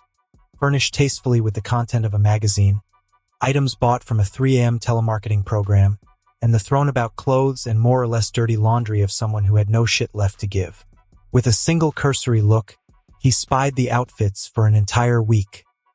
Some pink pajamas she would never admit to wearing, a skirt she had owned since high school and still refused to replace, along with so many pairs of tights. The TV was on. It always was, for she was a Gotham girl, and those ones knew a dozen tricks to pretend there's always someone at home, lessening the chance of getting robbed or worse. Still, he wasn't sure why it was on a German channel. Perhaps Peter Petrol's singing would do a better job scaring off the muggers. John couldn't help but smile. It always felt good to crash into Max's house, even if it counted as breaking and entering. Yet another thing he did better than Vladdy Boy. He made himself right at home, dropping his leather jacket into the coat hanger, before looking at his clothes and the damage they sustained and deciding he should just take a quick shower and put on some new ones instead. Not sweating unless he wanted to didn't mean he could just ignore his hygiene after all. Refreshed with a towel still on his hair and an identical white shirt and black pants back on, he headed directly toward the open kitchen space and started brewing some coffee. One good thing about being nouveau riche is he could splurge on expensive ethically sourced beans without feeling like he just donated a liver. Too bad it was only worth doing for the few human foods he could still truly appreciate. Sure, coffee and chocolate were nice, and the occasional rare steak made things less boring, but the feeding restrictions were only slightly worse than the ban on sunlight. Pizza now tasted like kibble to him, the kind you gave to a dog you didn't like much, and wasn't that a tragedy? John perked up. On the very edge of his senses, he could smell the scent of a particular blood approaching, one he was very familiar with. Then came the specific gait of someone who worked a dead-end service job for way too long. The smell of her clothes and perfume mixed with sweat and a mix of flour and baked goods. He closed his eyes, and then he could almost see her drawing close, less than 700 meters away, avoiding a hobo who could have been a problem, crossing the road just as a shitty Ford truck passed by, clicking her tongue after reaching into her pocket for a pack of cigarettes that was no longer there. 500 meters. He had a bit of a harder time making sense of the layout near her apartment. He wasn't as familiar with Gotham Heights as Brideshead, but he still did not regret getting this apartment. It was just that much safer, even compared to his own domain, where he was confined for half the day. Jim Gordon being around was an advantage he couldn't stress enough, not to mention Batman showing up here every other night to talk with the mustache-twirling police officer. 400 meters. Not to mention how her coffee shop/bakery was in this district. Brideshead wasn't yet ready for that kind of extravagance. The working-class people there had other concerns to address before they could even think about buying fancy, if tasty, treats and cupcakes. 300 meters. Making her commute from Burnley to Somerset, going down the whole East End into Brideshead proper every single day, was a lot more dangerous in the long run. 200 meters. That was the sweet spot, 200 meters, 650 feet, for the mentally ill. The range where the sound pollution and mess of sense couldn't even begin to hinder him, unless something truly outrageous were happening. Within this area, he could all but make out her features and map out the surroundings in real time with only a minimum of focus needed. It also told him that he needn't worry about Superman hearing him say naughty words. The way sounds and smells traveled meant that his depiction in comics was fundamentally impossible without literal magic smoothing things over. No matter how special your ears might be, they didn't make the sound waves different. 100 meters. She was just about to enter the apartment building, and the coffee was just about done. John casually poured the hot drink into 2 mugs, the wonderfully bitter aroma flooding the apartment. Max went up the stairs before regretting it by the 3rd floor, judging by the way she cracked her back and whispered something about breast reduction, then taking the lift for the next 2 floors. He heard the clink of her keys and saw her blood through the walls as she closed the door with her foot, turning around to lock it, double lock it, and then triple lock it like a proper Gotham girl. She only double-checked each one once more because she's awesome like that. "Hi, honey, I'm home," she said loudly with tired mirth, expecting nothing but silence. Despite not wanting it to stay quiet, Peter Petrol had long since stopped singing, and now there was nothing but an ad for a Bavarian supermarket on the telly. She almost jumped when she heard him walk up to her, reaching out for the gun under her couch, before relaxing. "Welcome back, dear," he said in a much too sweet voice, struggling not to laugh as he put the 2 steaming mugs onto the table. "Do you want coffee, a bath, or me?" She looked at him with a deadpan, but he could feel her heart calming down from the initial surprise and her cheeks warming under the makeup. "This is the most disgusting thing you've ever said," Max said, crossing her arms and doing some very interesting things to her bust. "Please, don't ever say it again." No, it would have been more disgusting if he had asked her if she wanted to take a shit, but he wasn't if that reference existed in this world. Probably didn't. Most folks in his old Earth probably didn't know it either. However, John was nothing if not a perfect host, even if he was technically an uninvited guest.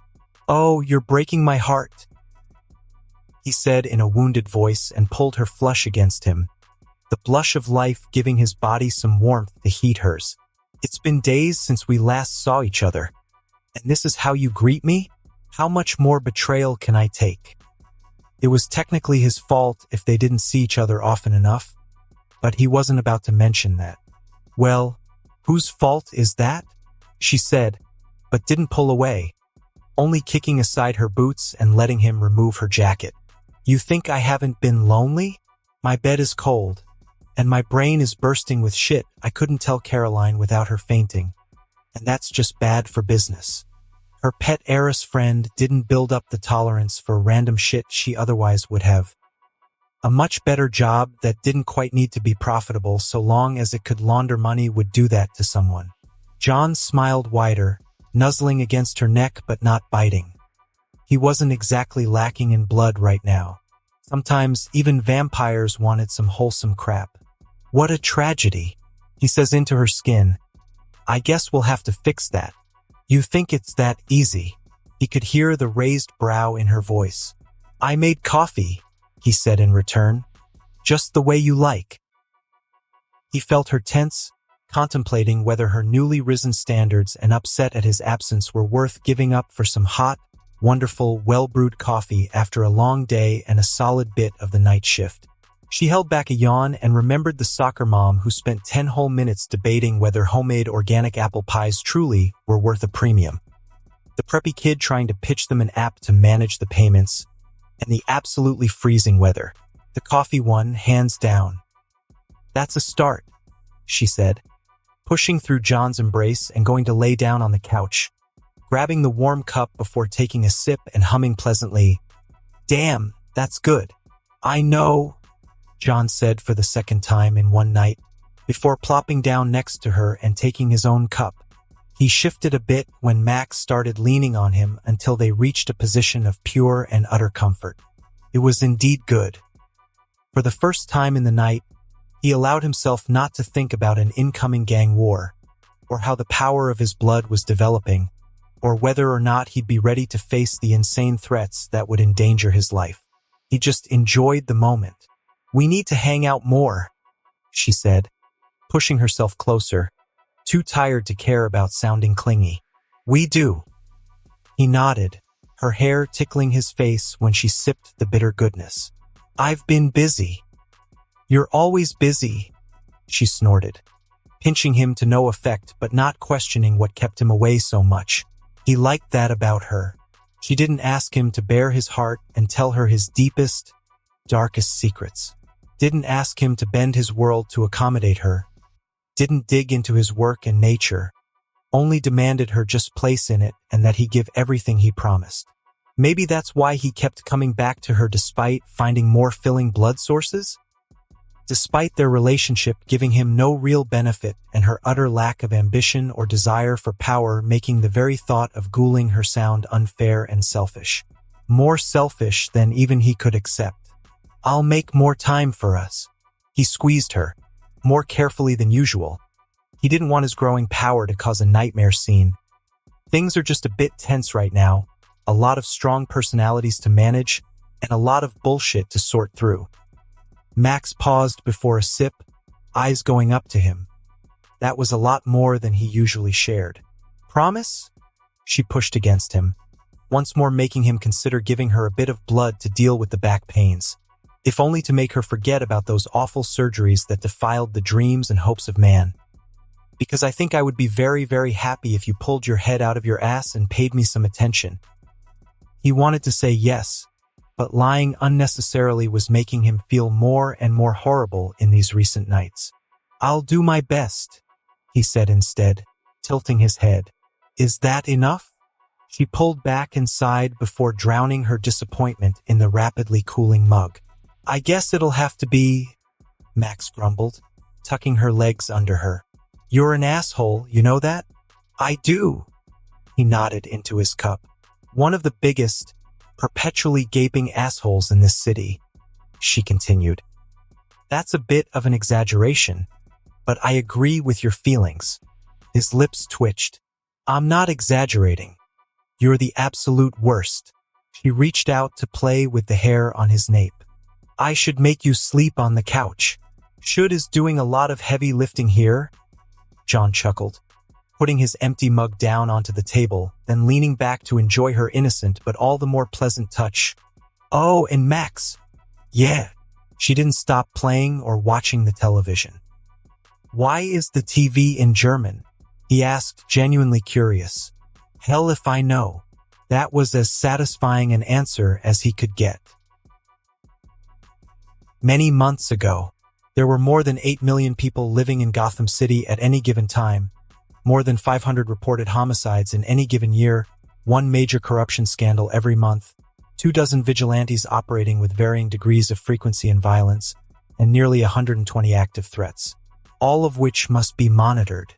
Those threats ranged from the new wave of supercriminals, the various violent gangs, the more lethal and unstable vigilantes, the countless entrenched criminal networks and organizations, foreign illegal enterprises seeking to penetrate one of the most profitable underworlds on the planet, and esoteric and obscure groups and individuals who displayed a willingness to enter the city or were likely to do so in the future, all of which must be investigated.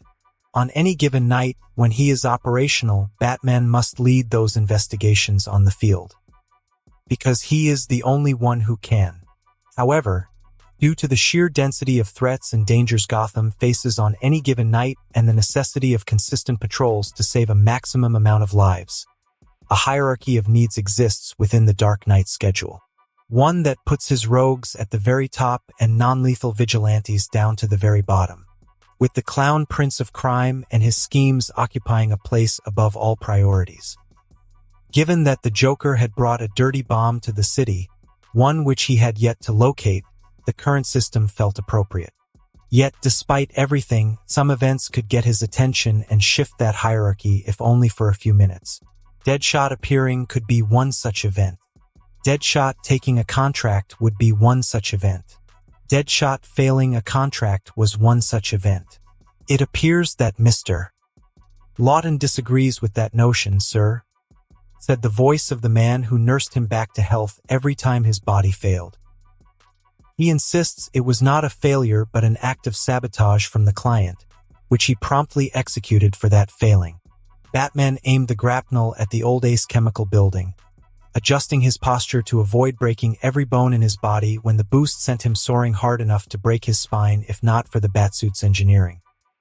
The gain in altitude allowed him to glide with much greater speed and fluidity than he could have managed in his earlier years, which is why he could afford to process the information Alfred sent on his HUD, an updated profile of Floyd Lawton, and the information gathered about his appearance in the city. Dates and numbers flashed just enough not to obstruct his vision, but he did not need to read everything all at once. There was a time and place for everything. So he could investigate each one of the Joker's known stashes and hiding places he currently monitored without the clown's knowledge, looking for the dirty bomb while hearing the new information. Deadshot arrived 1 week ago to prepare for a contract on Gotham's newest vigilante, a metahuman codenamed Alucard, who operated mainly within Brideshead but extended his activities to most of the East End, including Park Row. Alfred spoke, his voice growing sadder when he mentioned that place, as it always did, but he didn't allow himself to react. He first appeared a few months ago after a conflict between gangs generated a power vacuum that interested the late Rupert Thorne and other unsavory individuals. "Any changes to his profile?" Batman asked and allowed himself to fall freely down a disused chemical plant, breaking the fall with his cape and scanning the area for traces of radiation or any recent human presence. Alucard would not be the first person to fight the rot within Gotham City only to succumb to it when it becomes too much, dropping bodies until they finally kill someone too innocent for them to justify it and then ending up leaving or ending up in Arkham. Black Spider started as a vigilante too, after all. This was, however, a metahuman, which made it all the more dangerous. His modus operandi at least has not yet changed, Alfred answered promptly. Non-lethal attacks upon hideouts and safe houses of any gang stepping within his territory, followed by a tip to the police, though he did learn which officers were more likely to respond effectively. It was good news. Yet, Batman repeated, before locking in on the first part of his butler's sentence. Then what has changed? Finding nothing within the chemical plant, he used the grapnel to leave and head to the next possible location, making sure not to break the thin wires Joker left there to see if his hideout was still hidden from him. Most everything, sir, was the answer he got. He would have resented the waste of time if not for the 11 other locations he had to hit and search, despite knowing finding the bomb there was unlikely at best. Even the slightest chance was too much to overcome. And knowing the Joker, he very well might predict that he wouldn't bother searching in any of his hideouts and thus decide to put the bomb there. He couldn't risk it. "I'm listening," Batman said, gritting his teeth as he thought about how a government black site containing nuclear material was operating so close to his city. His powers have grown greatly, or perhaps he simply was forced to show more of them, Alfred said as he sent new estimate of his physical capabilities. His regeneration and physician resilience most especially are quite outstanding. Rumors are that Deadshot did not miss his shot, but the bullet simply failed to put Alucard down. Alucard being faster and stronger than he previously demonstrated was within expected parameters. Most metahumans had some kind of physical enhancement anyway. What was unusual was the way he apparently survived a shot from a Lexarm's modified subsonic antimaterial rifle. Point blank, with Deadshot on the other side of the barrel. It was bad. Not the blue alien getting drugged on Mad Hatter's serum is bad, but it's still extremely troublesome if he were to go rogue. "I'll need to prepare more containment options and prepare the full arsenal of capture and restriction gear if a confrontation with him is likely," he told Alfred, not needing to ask the older man to prepare several such loadouts just in case. The glue grenades will be required, along with the shock gloves and remote electrical charge. "Should I add some pyrotechnics, sir?" The butler asked with a calm tone, despite suggesting to use equipment derived from Firefly's suit and arms. It's always the best way to deal with persistent foes, especially those who can heal from such wounds in so little time. Batman was about to refuse, then he saw the exact caliber of the rifle used on his HUD, as well as the commercial demonstration of the damage it caused to military trucks. "Yes," he said, "Alucard could handle some fire." A confirmed hideout of this new vigilante was also revealed during his little clash with Deadshot, Alfred said, sending the coordinates, which were close enough to his next location to warrant a stop. It took him only a few minutes of grappling and gliding to reach the remote, dilapidated buildings. A quick scan of the bullet's impact allowed the confirmation of the ballistic date he received and the lack of any human presence within. Batman silently entered the building, careful for any trap, only to notice something else. Impact on the floor where the bullet pierced Alucard's body, traces of bone sent forward after the shot. It hit him in the torso, but he did not dodge. The Dark Knight frowned. He could have dodged it. He should have dodged it according to available data. Something's missing. He continued to investigate the area, scanning every object and every document and doing what he did best, building a case. Batman saw everything linked to Adrian Helsing, the fencing trophies and medical books with copious amounts of notes, the family portrait and collection of medieval weaponry, and reached a conclusion. "Alfred," he called out just to double-check. "There are indeed records of a certain Adrian Helsing from Copenhagen. He won a few minor fencing competitions as a child and spent 3 years in medical school before disappearing, taking a flight from London to Atlantic City 1 year ago and issuing a library card in Gotham 1 month ago," he said in the comms and sent the relevant information, further strengthening Bruce's theory, until one more detail came to complete the scene. 8 claw marks on the floor, as if someone jumped and scraped the floor with a small metal blade stuck to each finger. In Brideshead, within a vigilante's hideout, he could see a poorly concealed safe behind a painting, which surely either contains or used to contain the money he looted from criminals. Despite all the training with Tibetan monks and years spent learning how to control his mind and body, Bruce found himself holding back a deep sigh. "Selena," he scowled, knowing exactly who he needed to find if he wished to know more. "I'm sure she'll be thrilled to have you visiting her, sir," Alfred said with a voice that simply oozed sarcasm. "There are few things as romantic as choosing to see your love interest in between a hunt for fissile materials."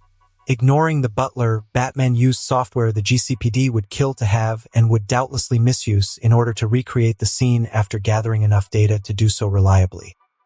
Alucard was standing right in front of the safe, looking at it, before turning around casually and waiting patiently for Deadshot's arrow to pulverize his thorax before pursuing the shooter while he was packing his gear and leaving.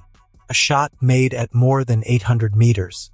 Despite the metahuman showing multiple times that he had enhanced senses and the speed required to avoid a round that would take 3 seconds to reach him. It made no sense until now. Catwoman was the missing piece that made everything fall into place. She broke into the safe house and was about to steal the vigilante's loot when he surprised her and snuck right behind her, making her retreat hastily in just the wrong location. The location where it became impossible for him to dodge a subsonic round without leading to her taking the bullet and dying immediately. He chose to use his own body to deflect the projectile and let her survive in one piece, which she obviously repaid by leaving him bleeding on the floor and running without looking back.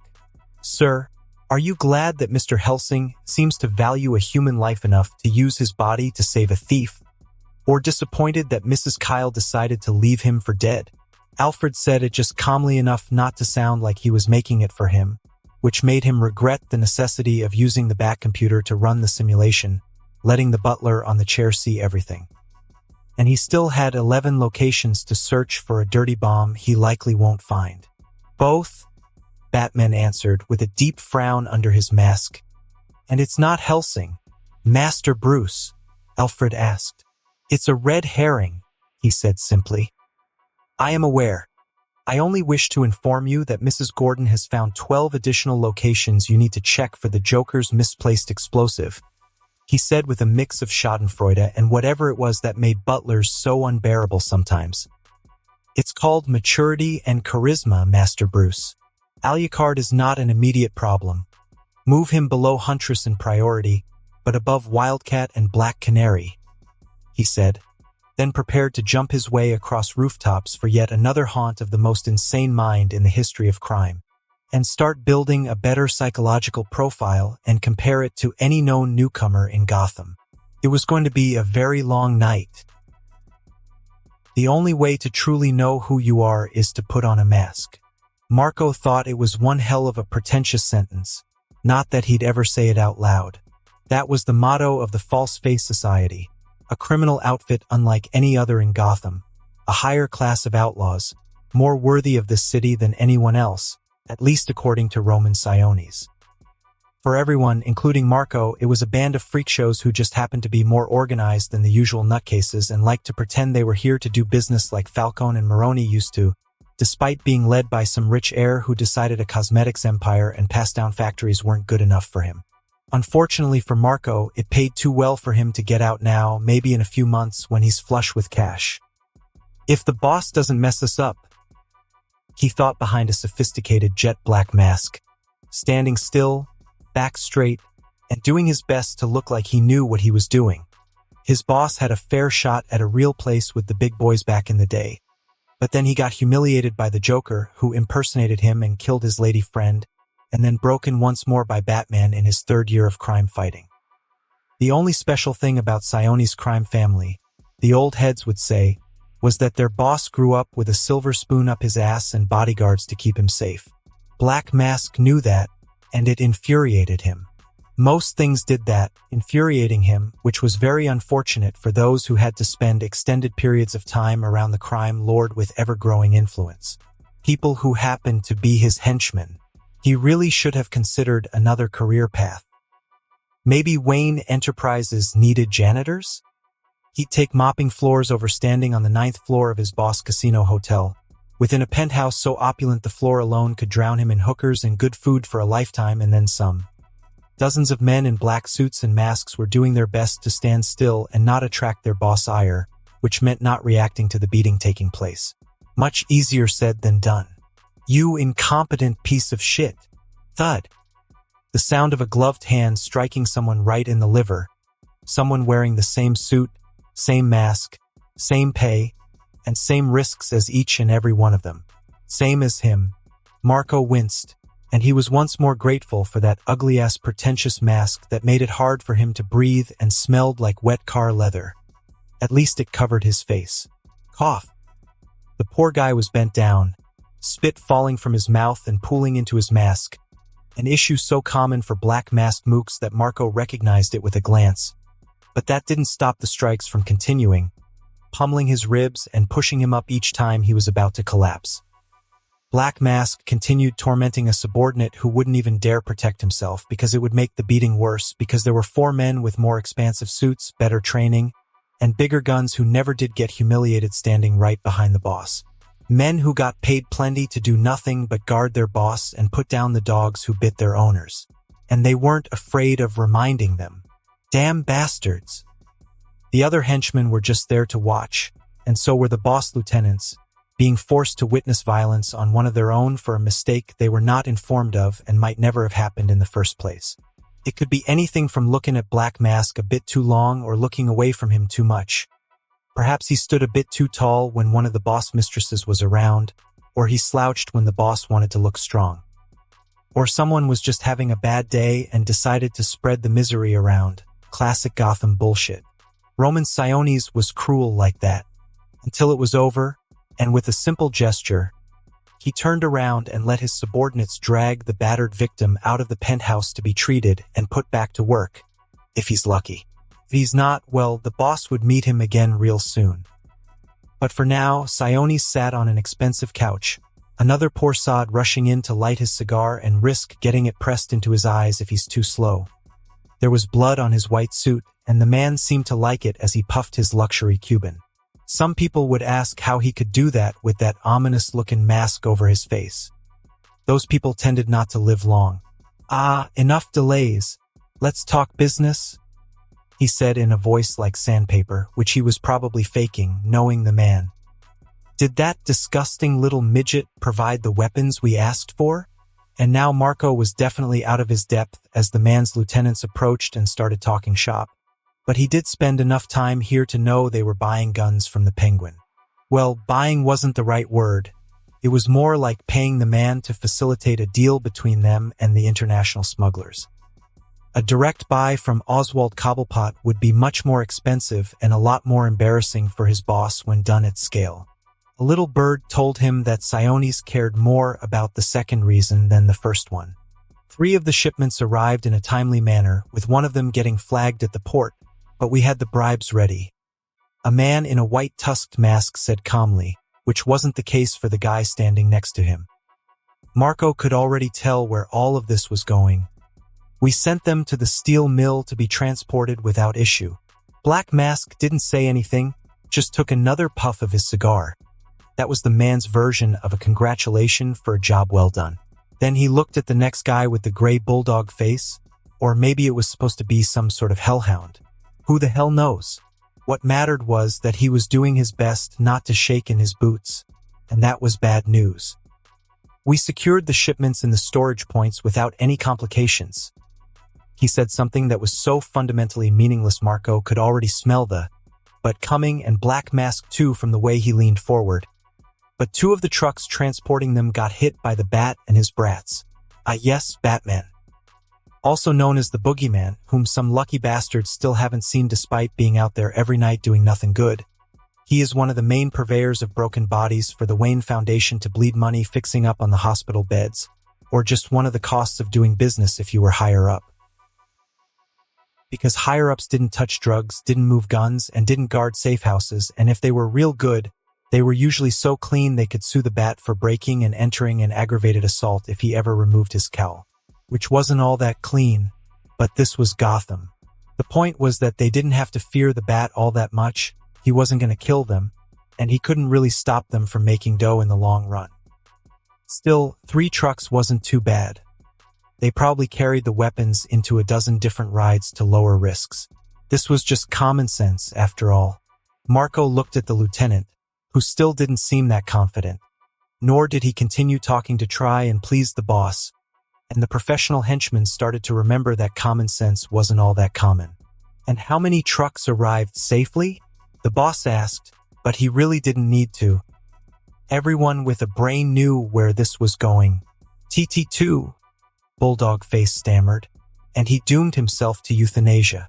If he was lucky. Wrong answer, Black Mask said, but didn't pull out his gold-encrusted magnum, instead looking at one of his bodyguards, who struck the poor schmuck on the head with the back of his gun before dragging him to a separate room. A room that smelled like blood and was filled with instruments of torture, both ancient and modern. But knowing the boss, he'll be going medieval on the bastard. That's very unfortunate, Sionis said. Like he didn't just remove one of the bigger pieces from the board. We'll have to make up for it. And I'm not giving $1 more to that twisted little shit. Marco thought Black Mask had no business calling anyone twisted, but he held his tongue because of common sense. Everyone is gearing up for war. That means there will be more than enough shipments around the city for a few to go missing. The first lieutenant said like he was waiting all night for this moment.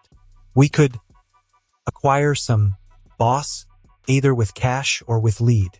It wasn't a bad idea. If the doggy said that instead of shitting himself, he might even have gotten away with just a beating. The part of Marco's brain that remembered clearly what life was like on the streets of Gotham as a kid couldn't help but wonder if the man hadn't leaked the truck's locations himself just to get rid of a rival and make himself look good. But whether or not it was the case didn't change shit for him. He just hoped he wouldn't be there if the boss chose to get those guns with lead. Being far away from bullets was something Marco liked doing consistently. Health was important, after all. Lead is always so much more reliable, Black Mask said, one more pretentious line, smoking some more like he didn't essentially admit he was broke. But there's no need to do it ourselves. Call Andre's crew. A few Romanians getting caught stealing the Italians' guns can only serve us well. Of course it was lead, and of course he'd be happy even if a subordinate crew got caught by Falcone or the Sicilians with their hands in the cookie jar. Then Marco thought about it beyond Sionis' sadism. It made sense in a messed up way.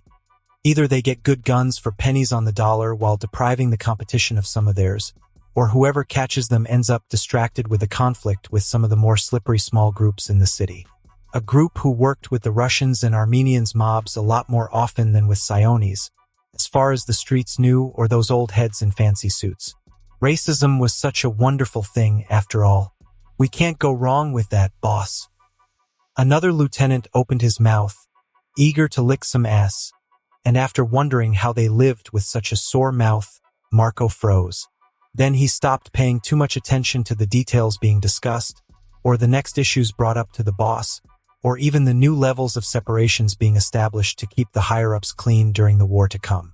Because all of these things were much less important than one fact everyone else seemed to overlook. This bastard jinxed it.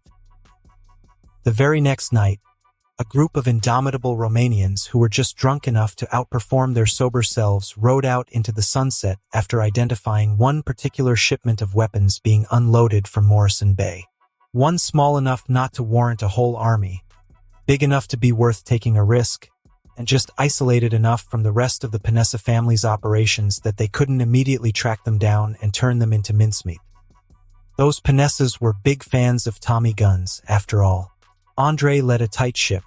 The amount of booze allowed before and during the mission was enforced strictly, the weapons they carried were well maintained, and the information was provided by some of the most reliable hobos on the eastern seaboard. They were ready. 3 cars with bulletproof glass were rented from Cobblepots that night, reliable vehicles tested before the big night and just pricey enough that they had no choice but to end the night in a success or at least bring them back whole to get the bulk of their money back. Inside them were 6 men's teams wearing bulletproof vests under their favorite Adidas tracksuits, wielding either shotguns or good old reliable AKs along with their revolvers. Andrei himself favored the Kalashnikov, a weapon so simple even a child could use and do use it. Perfect for his boys. Their drivers arrived at the scene and caught a bunch of exceptionally pale Guinea mobsters with nothing bigger than a revolver standing watch in front of half a dozen truck drivers or hired hands to unload the mouth-watering shipments of killing tools. They fired into the lot, AK fire going pretty much unnoticed in Gotham City, and the screams of a dozen men being torn to shreds weren't that big of a deal either. After that, it was time for some good old stealing, moving the crates into the back of their cars, and picking and choosing the best ones since they couldn't exactly take everything. Andrei wasn't afraid of retaliation either. It was only one mid-sized shipment, and those people were just goons hired off the streets of Little Italy. Freelancers get no respect and no right for vengeance. The 5 families only truly cared about their made men. And there was no chance in hell an actual made man was standing around watching a shipment of guns get unloaded. Those folks had better things to do, like eating good pasta or snorting coke off a 304's behind. Cultured shit.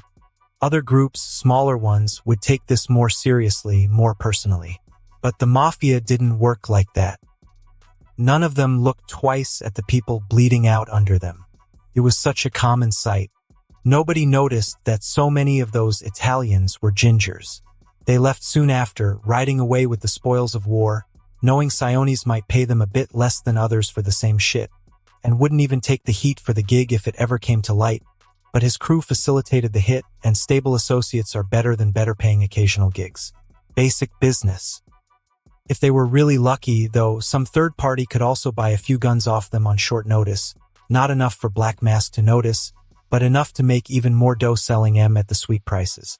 It literally couldn't go wrong. Nobody voiced that thought, though.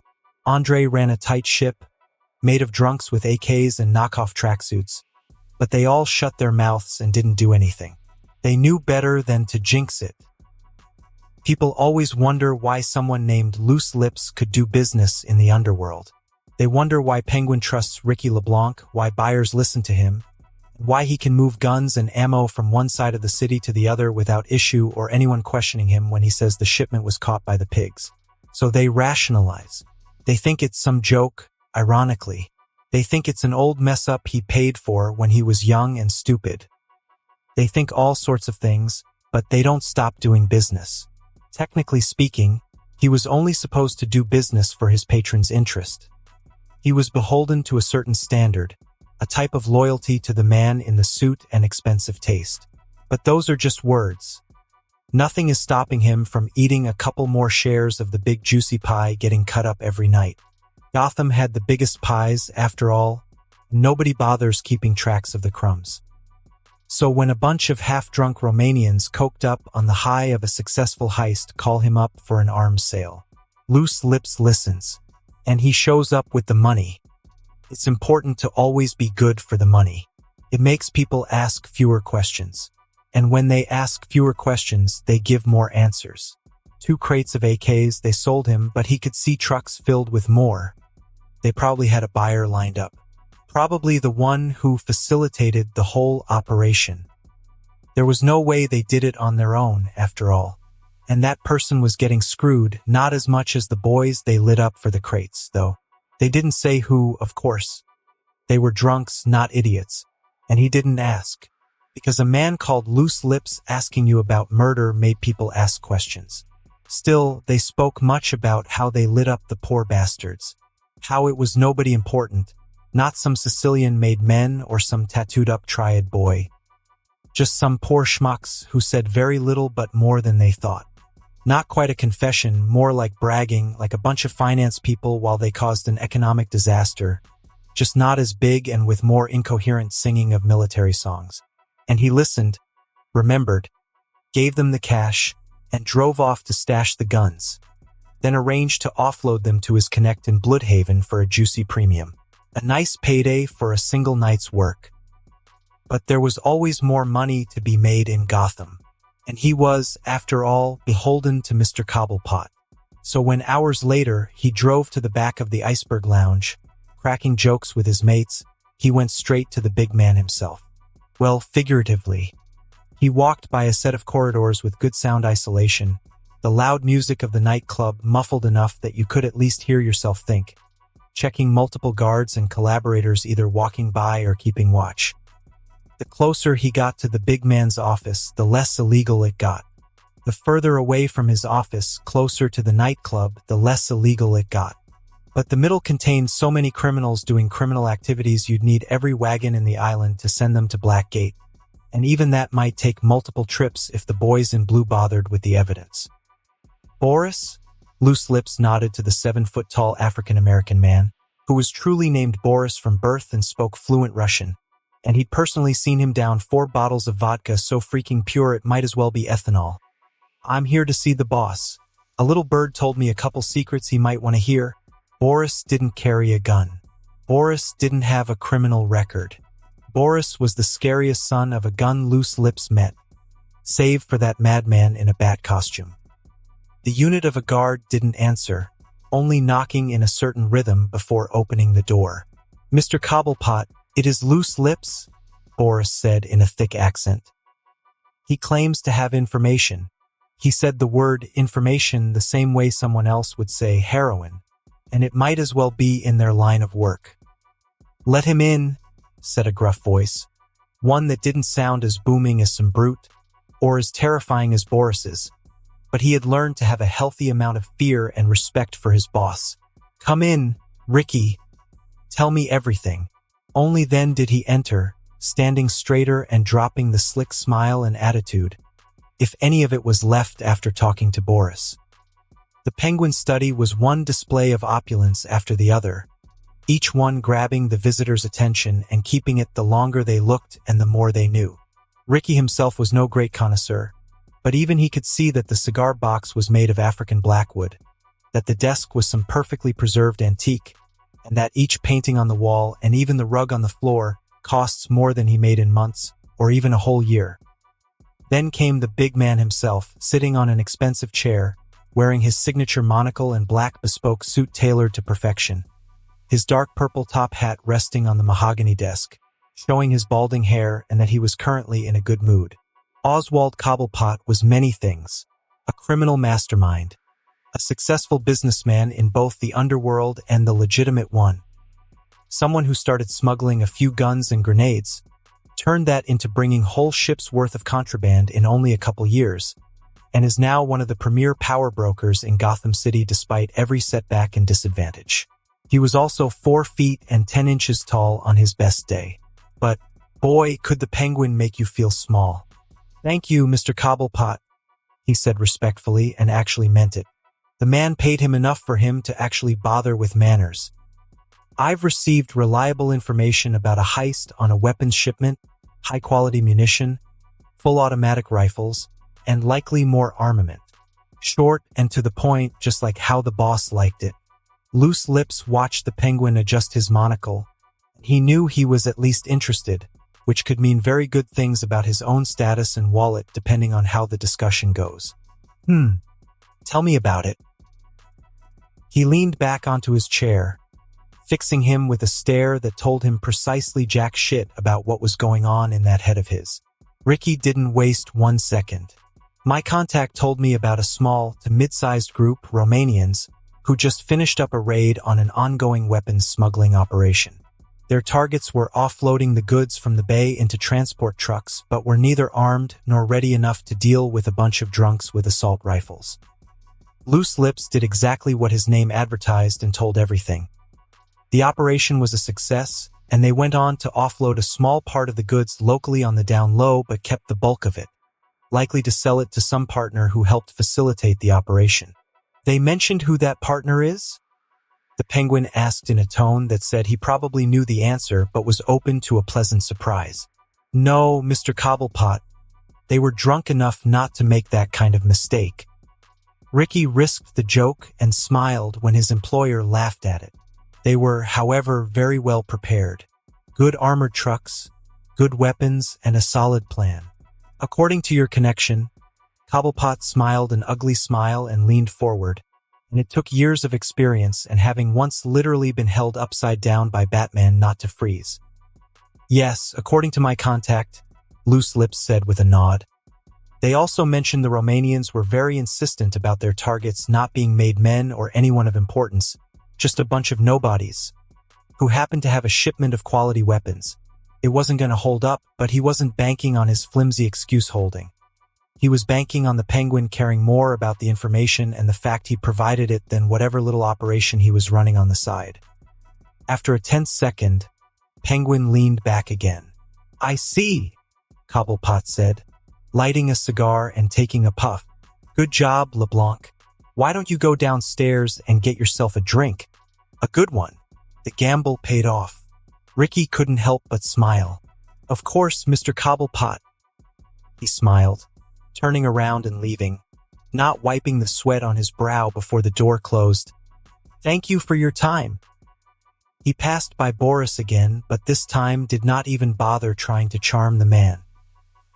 He went straight down into the recreational area. Penguin let his men relax in, away from the noise of the club or the stress of their duties, headed for the bar, and was about to ask for the strongest whiskey they had, only to be served a bottle of wine, a good one, before he could even open his mouth. Loose Lips smiled once more, a bigger smile. Things were looking up for old Ricky LeBlanc. He didn't know that Cobblepot knew a set of armored trucks were rented to a crew of Romanians by a subordinate of his, or that despite his Romanian client's insistence, the men they lit up were not nobodies. Loose Lips would only learn later about the Sullivan family losing one of their cousins and a bunch of men along with a weapons shipment during an attack nobody expected. They were after a subordinate group to Falcone himself. He would learn even later that the weapons ended up in the hands of the Panessa family. He would never learn that they were meant for Black Mask, but a duo of romantic vigilantes decided to go on a date, but then only tipped the police about the weapons instead of seizing them or making sure clean cops took the call, leading to the infamous Gotham corruption system delivering the guns straight to the Cosa Nostra's grubby fingers for pennies on the dollar.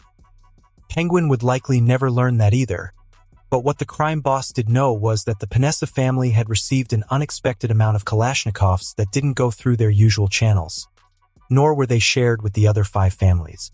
It didn't concern Oswald Cobblepot much, but there was always a dollar to be made in Gotham. So the power broker sold the information to the raging Sullivans without a care for the consequences.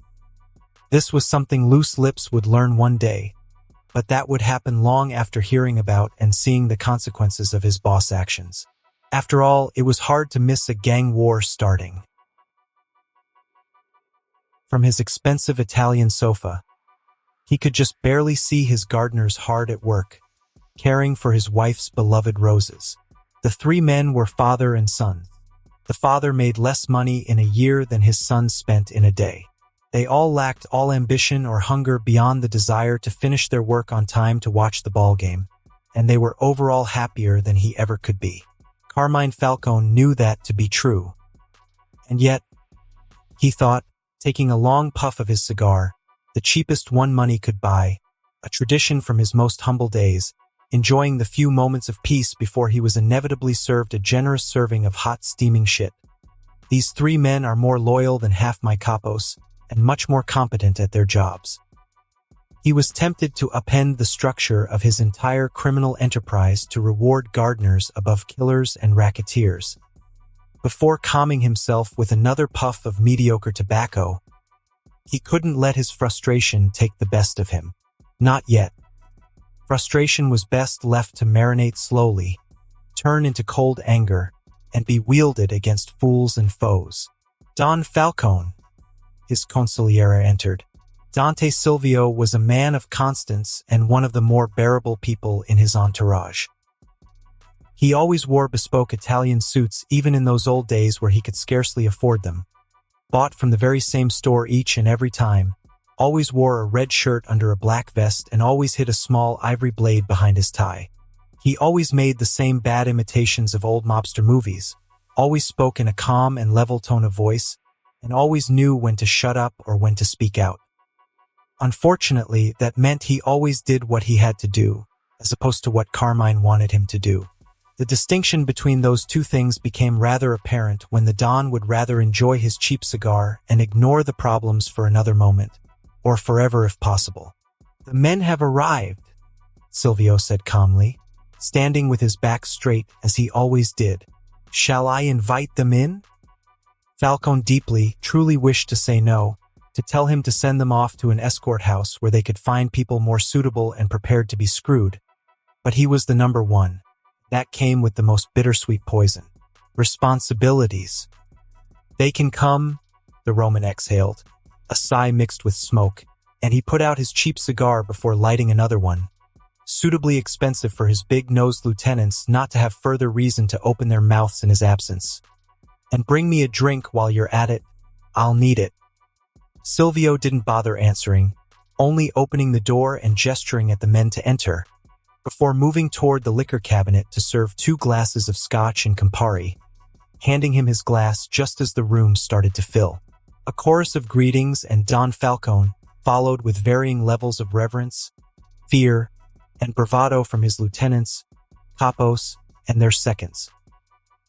He maintained his nonchalance, nursing his drink while fixing each one with a deep look, only humoring them with a nod as he idly figured out which ones were the most likely to try and kill him, the most ready to flip when given an offer they couldn't refuse, or the most foolhardy and reckless of the lot. Often, those traits were shared in a single person. He looked at the muscle-bound form of Fat Tony, who still bore that nickname from his childhood despite spending years trying to overcome it, only for the irony to make it stick long after he made his bones and now became a capo. "Don Falcone, I came as soon as I heard," said the 6'5" man in charge of Burnside, his voice slow and measured, and almost enough to convince those who didn't know any better that there were some serious thoughts going inside that meathead's brain. Fat Tony was a relatively poor earner, especially for someone in charge of Burnside on the mainland and the economic potential that represented. But he was also as loyal as it came and predictable in action and appetites. That meant he was a useful idiot in the literal sense. A foolish man's mistakes harm only himself, but a clever man's mistakes harm his master, Falcone thought, sipping the scotch as he looked at the next man, a wiry and rather frail-looking man who lacked all the intimidation of Fat Tony, yet proved much more troublesome. "Ain't that right, Ralphie?" Ralph Cifaretto had none of Fat Tony's physical presence, none of Dante's easy charm, and none of his own time-tested ability to survive and thrive in the underworld, only a great debt toward him for accepting him within his organization, albeit the very bottom of the totem pole. What he did have was more smarts than sense, the least profitable part of Fat Tony's turf, which he quickly turned into the highest-grossing one, and the sheer potential to climb up the ranks within his empire if he only learned to control his temper and childish outbursts. He was some sort of pariah exported from a pathetic Jersey family in decline, sent away with the promise of lead in his brain and cement shoes if he ever came back and $250,000 in debt he owed the New York families for some slight he did. He was also probably going to die in the next couple years, unless the city managed to beat some sense into him first. Which, to be fair, Gotham was indeed the best place to test one's mettle if the purpose was to harden their heart and cool their temper lest they be ruined. Though I doubt it. He nodded at his capo's second, then moved on to the next, sizing them up. Some of them were his own kin. Others were childhood friends of his who were lucky enough not to die in action or try to betray him. Others had simply risen through merit, but all of them had been capos for more than 3 years. 9 capos, 9 seconds, his consigliere, and he made the large and opulent place feel almost claustrophobic, and he would even be worried about security if Luca Brasi wasn't on the other side of the door armed to the teeth and eager to kill someone if they gave him a reason. Some people lived their lives asking to be killed, looking for the chance to escalate every conflict, until they ended up spending the rest of their days in jail, waiting for their turn on the electric chair, or simply lying in a pool of blood somewhere in a dark alley. Luca Brasi was such a man, and Carmine was more than happy to make use of him. Then Falcone stayed silent and let the silence fill the room until the pressure was enough to be felt by even the most obtuse of children, until each man was alone with his thoughts and paranoia and their fears were made manifest in their eyes. He looked around, noted the nervous looks being masked with varying levels of skill, figured out who knew what, who had suspicions for the reason behind their meeting, and whose suspicions were based on a little more than guts and simple deduction. His conclusion: the incoming crisis was somehow not the result of one of his idiots doing something foolish. Another cretino was to blame, for better or worse. That meant he could finally end his soldiers' suffering. "Take a seat," he said, gesturing to the expensive couches and leather chairs, and soon every single capo was sitting, their seconds taking the hint to hand them drinks or light their cigars depending on the situation. "I thank you all for coming on such short notice, but the situation simply did not allow for any delay. I believe some of you are already aware." Carmine said absolutely nothing but puffed his cigar and did not intend to say more until the already well-cooked capos and their lieutenants cracked and broke the silence before it could form. "Lenny Sullivan got himself killed." The statement came from one of the seconds, a nervous little man named Vincenzo who seemed perpetually one bad day away from a heart attack. Nobody reacted. Nobody in that room knew Lenny Sullivan personally, and if they did, they certainly weren't sentimental enough to show it. Carmine merely took another sip of scotch. "So I've heard." Then Vincenzo caught his capo's look, the kind that said, "Shut your damn mouth." The Don was asking a rhetorical question, and promptly choked on his next words. It was a great opportunity to let them simmer a bit more, but Silvio decided to end the fun before it could start. Spoil sport. A weapons shipment was hit, everyone was killed, and nearly every bit of iron was taken away. The rest was looted by local bums and street kids. The consigliere continued, adjusting his tie as he stood to his left. "A clean job, I must say, well executed." Well executed for a massacre, that is, but even then Falcone would have had a lot more respect if it ended there. If the perpetrators had the sense to keep their heads down for a few months then smuggle the guns away from Gotham, then he wouldn't have such a headache coming his way. "How many rifles?" Someone asked the least important question. "About 80 AKs. Ammunition, too." Vicenzio's capo opened his mouth, despite admonishing his second for not closing his. A few whistles sounded around the room. That was enough firepower to arm a small army, or more accurately, a Gotham street gang. It was bad on many levels, but one thing every single man could say was that it was expensive. Every man present knew exactly how difficult it was to lose an entire shipment of weapons. Money had changed hands. Many hands. Truck drivers, dock workers, police officers, inspectors, union officials. Everybody got paid. Everybody needed to get in on the action, and even more people expected a nice windfall or at least some solid weaponry to outfit their men with. Instead, they got nada. For 80 rifles to simply vanish meant someone had put in serious effort.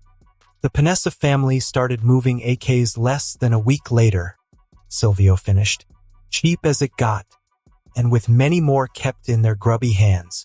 The room grew quieter. Not silent, just quieter. Like a room full of predators smelling blood. Like a pack of prostitutes smelling a freshly divorced middle-aged man. Or like a bunch of politicians hearing the laughs of young children. "Hungry. And the Sullivans?" asked Falcone. "They figured it out." "Of course they did." One of the capos barked out a laugh. The others joined in because there wasn't much mystery involved. A Sullivan crew loses a shipment and one of their own. Panessa soldiers suddenly have brand new rifles, and were dumping more into the hands of any friendly face willing to throw a few bills and some gabagool. Even Gotham's police could solve that one. "The drive-by happened yesterday evening," Vincenzo continued. "Panessa soldier named Marco Viti made a man for 3 years, made his bones almost a decade ago. 3 gunshot wounds. Dead." "No." A collective groan filled the room. Falcone almost smiled. An ugly, smoke-filled, scotch-stained smile that would be empty like only an old man who knew the malice within the human heart could muster. Because he, and most everyone here knew, nothing started gang wars quite like surviving. A corpse was tragic, but it could be mourned, widows consoled, and terms negotiated at a table with every crime family of importance, like civilized people do. The survivor, though, was angry. He's expected to recover. There it is, Fat Tony muttered. Because you didn't need a triple-digit IQ and years in college to see the pattern of bullshit so common to their line of work. There what is? Ralph asked like the greenhorn he was. What did the Jersey mob do? Play botch? Not just because of the shooting or the stolen rifles or even the Sullivan boy who got his head blown open, but because everyone in the room had been waiting for this. The city had spent months tightening like a spring. Territories are disputed, rackets are expanding, and the weapons trade is running so hot even a rusty pipe could find a buyer, a thief, and a fence in less than a day's work. Old agreements ignored. Young men making names for themselves. Older men refusing to give way. Everybody had been loading guns. Everyone was ready for catastrophe when the posse started their game of hot potato with dirty bombs and attacked the madhouse. Now somebody had finally pulled a trigger. The Panessas hit one of ours 3 weeks ago, another capo said, which Falco knew for a fact was not true, because the one who did it was currently sipping whiskey on the other side of the room, and he personally got his share of the spoils. They denied it, Silvio said matter-of-factly. They always deny it. They also robbed a gambling operation in Bristol. That wasn't them. It was absolutely them. The argument started immediately. Voices rose as accusations flew, some of them entirely made up, most more or less exaggerated. But that wasn't the point. The point was to argue and shout and curse together, the basic components of camaraderie. Old grievances resurfaced. Falcone sat quietly through all of it, watching, carefully listening to every ounce of truth, bullshit, and whatever else the human mind could conjure when it knew people were about to die soon, and they might very well be one of the corpses. In those meaningless words, he could find that men around him seemed convinced the war had begun because of a shipment of rifles, that it was just business. Idiots. The rifles were irrelevant. The dead Sullivan was irrelevant. The drive-by was irrelevant. They were sparks. The city had already been soaked in gasoline. Eventually something was going to light it.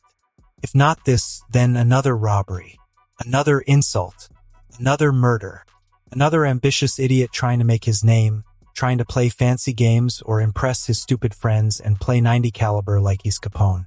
The result would have been the same. Enough. The room fell silent instantly. Falcone didn't raise his voice. He didn't beat on his men to show he's the boss. He didn't summon Brassy to look big and strong and show he had balls and a strong tool to enforce his will. He didn't need to. No true leader would ever need such things. Tell me, he said, looking around the room, which one of you is surprised? Nobody answered. That was answer enough. He pointed at Fat Tony. You surprised? No, Don. Another capo, his nephew. You? No. Another. No, Don. Another. No. Falcone spread his hands. There. His voice remained calm. We've spent 6 months preparing for a war everybody knew was coming. He looked toward the window. The gardeners were still working, still trimming roses, still enjoying a life infinitely simpler than his own and surely much more human. The Panessas knew. He pointed at the floor. We knew. Another gesture. The Russians knew. Another. The Penguin knew. Another. Hell, the police knew. A few chuckles followed.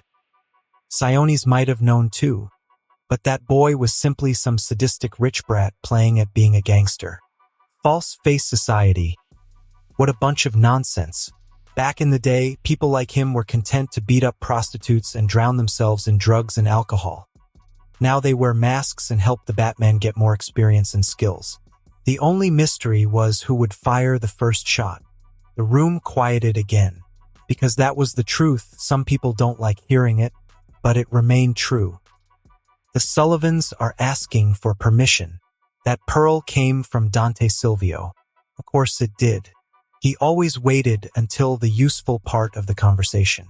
What permission? he asked despite half knowing where this was going.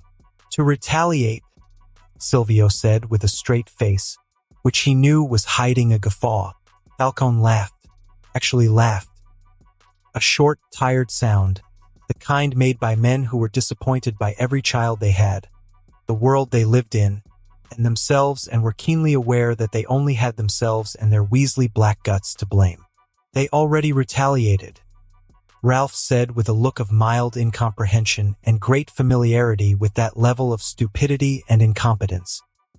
A few grins appeared from the older heads, the ones who knew what kind of crazy a bunch of pissed-off Irishmen with too much booze, just enough guns, and a dead cousin could get up to. The second retaliation, Silvio said calmly. Ah, that made considerably more sense. He considered the question for several moments. It was the kind of crap that needed such consideration despite how utterly inevitable everything felt and probably was, because some words, once spoken, couldn't be taken back. The room waited. Every man understands the significance, or understanding that they should shut their mouths lest they say some exceptionally stupid shite. The head of the family could still attempt peace, still negotiate, despite the odds of reason prevailing being slim. Still sit down with Panessa and carve up the city one more time, throw some folks under the bus, and get a deal going that would prevent even more bloodshed.